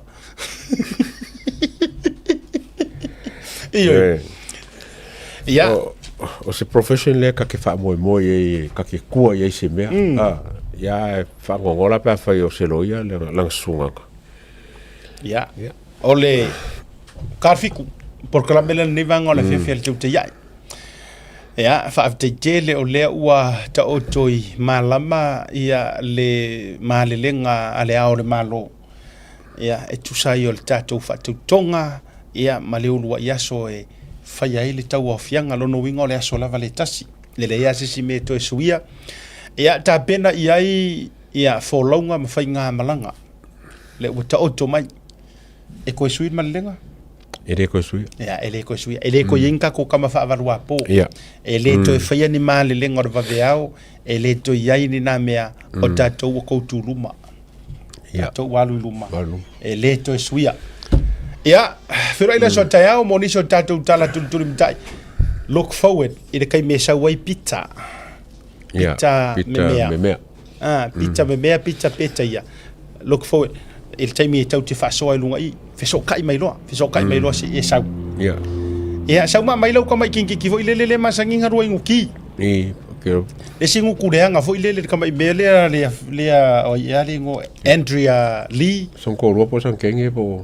Sanga wo. I don't know why nga vakasianga mako ngo vai ai e ore ile mola mako sa fa ku roa ku le lunga mangimo pawa ngar kai muri ngo vai sa ia many moons ago a lo man na jero mai lunga I be specifically ya oi si saura e mai lo ma e mai ya alela ma sa fa ia tu maro faila pe fienga o cases nga fai ai por me fo e ko le court pe se fale le ke fai fai au fa singonga tau lunga programe tau te ya ni vanga le fiafi a nga le tua ya ai lo so fu le dei vanga le fiafi ingis ka fasi silanga misa imisi aku ka fasi silanga fo nga ka uai au nge mai me ongi ngisi me le ta hotel to dei to evatua le fasi silanga le sa plate I vau fa mo le lava ia o le fasi silanga ta ua suli mafioi ainga sa plate I vau isa sina mafangai is vai o le afai le tatou fono I le aso to ana inai se furu ma tolu se tema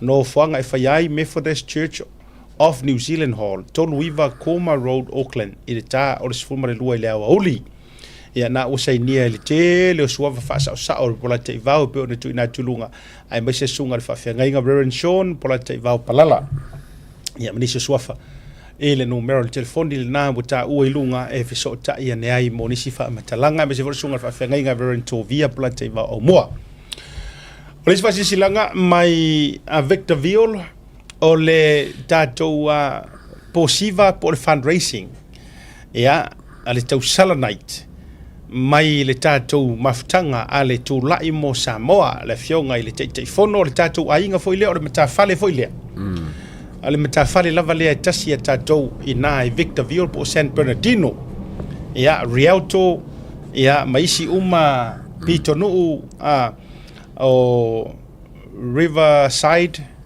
ia manisi au pitonu lata ne ina ia awana ingalo oto uma ia lango le tatou vaenga fa fai ma tatou pati ia le ua malo ia awa lo ki koe lafi awa lo ki koe kapua I lafi ia ai saudo I fafo malo afe sa e lafi ma pena e te talo pea o mai lo ai me se foi tatou HRPP ma Samoa uma se o mai lo tatou bo kilo o ko ki le porkiki le Samoa Ia.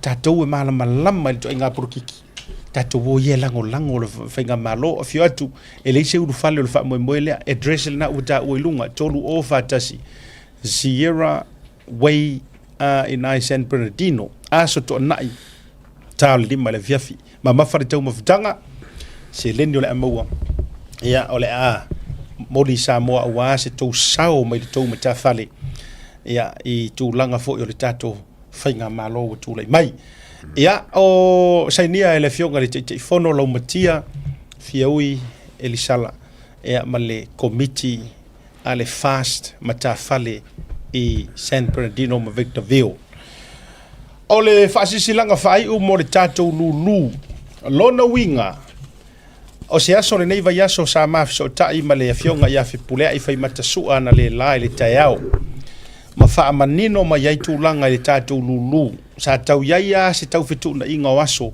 ona o le nama le laina le ataua o le aso sifuru ma le lua le sa nginga fa pea o le afa iei fa tautonga le alalala nana tau fitu na iei muni ao e le tatou committee Samoa po o le ase taimi o le aso lea ia e pe tala fea unga foi pe taila o le ala ua manino au o fala I le tūlanga o le malelenga le ua umai o le aso lua lono winga o tele ova ailai se mafua anga I ono tolo iai fuala.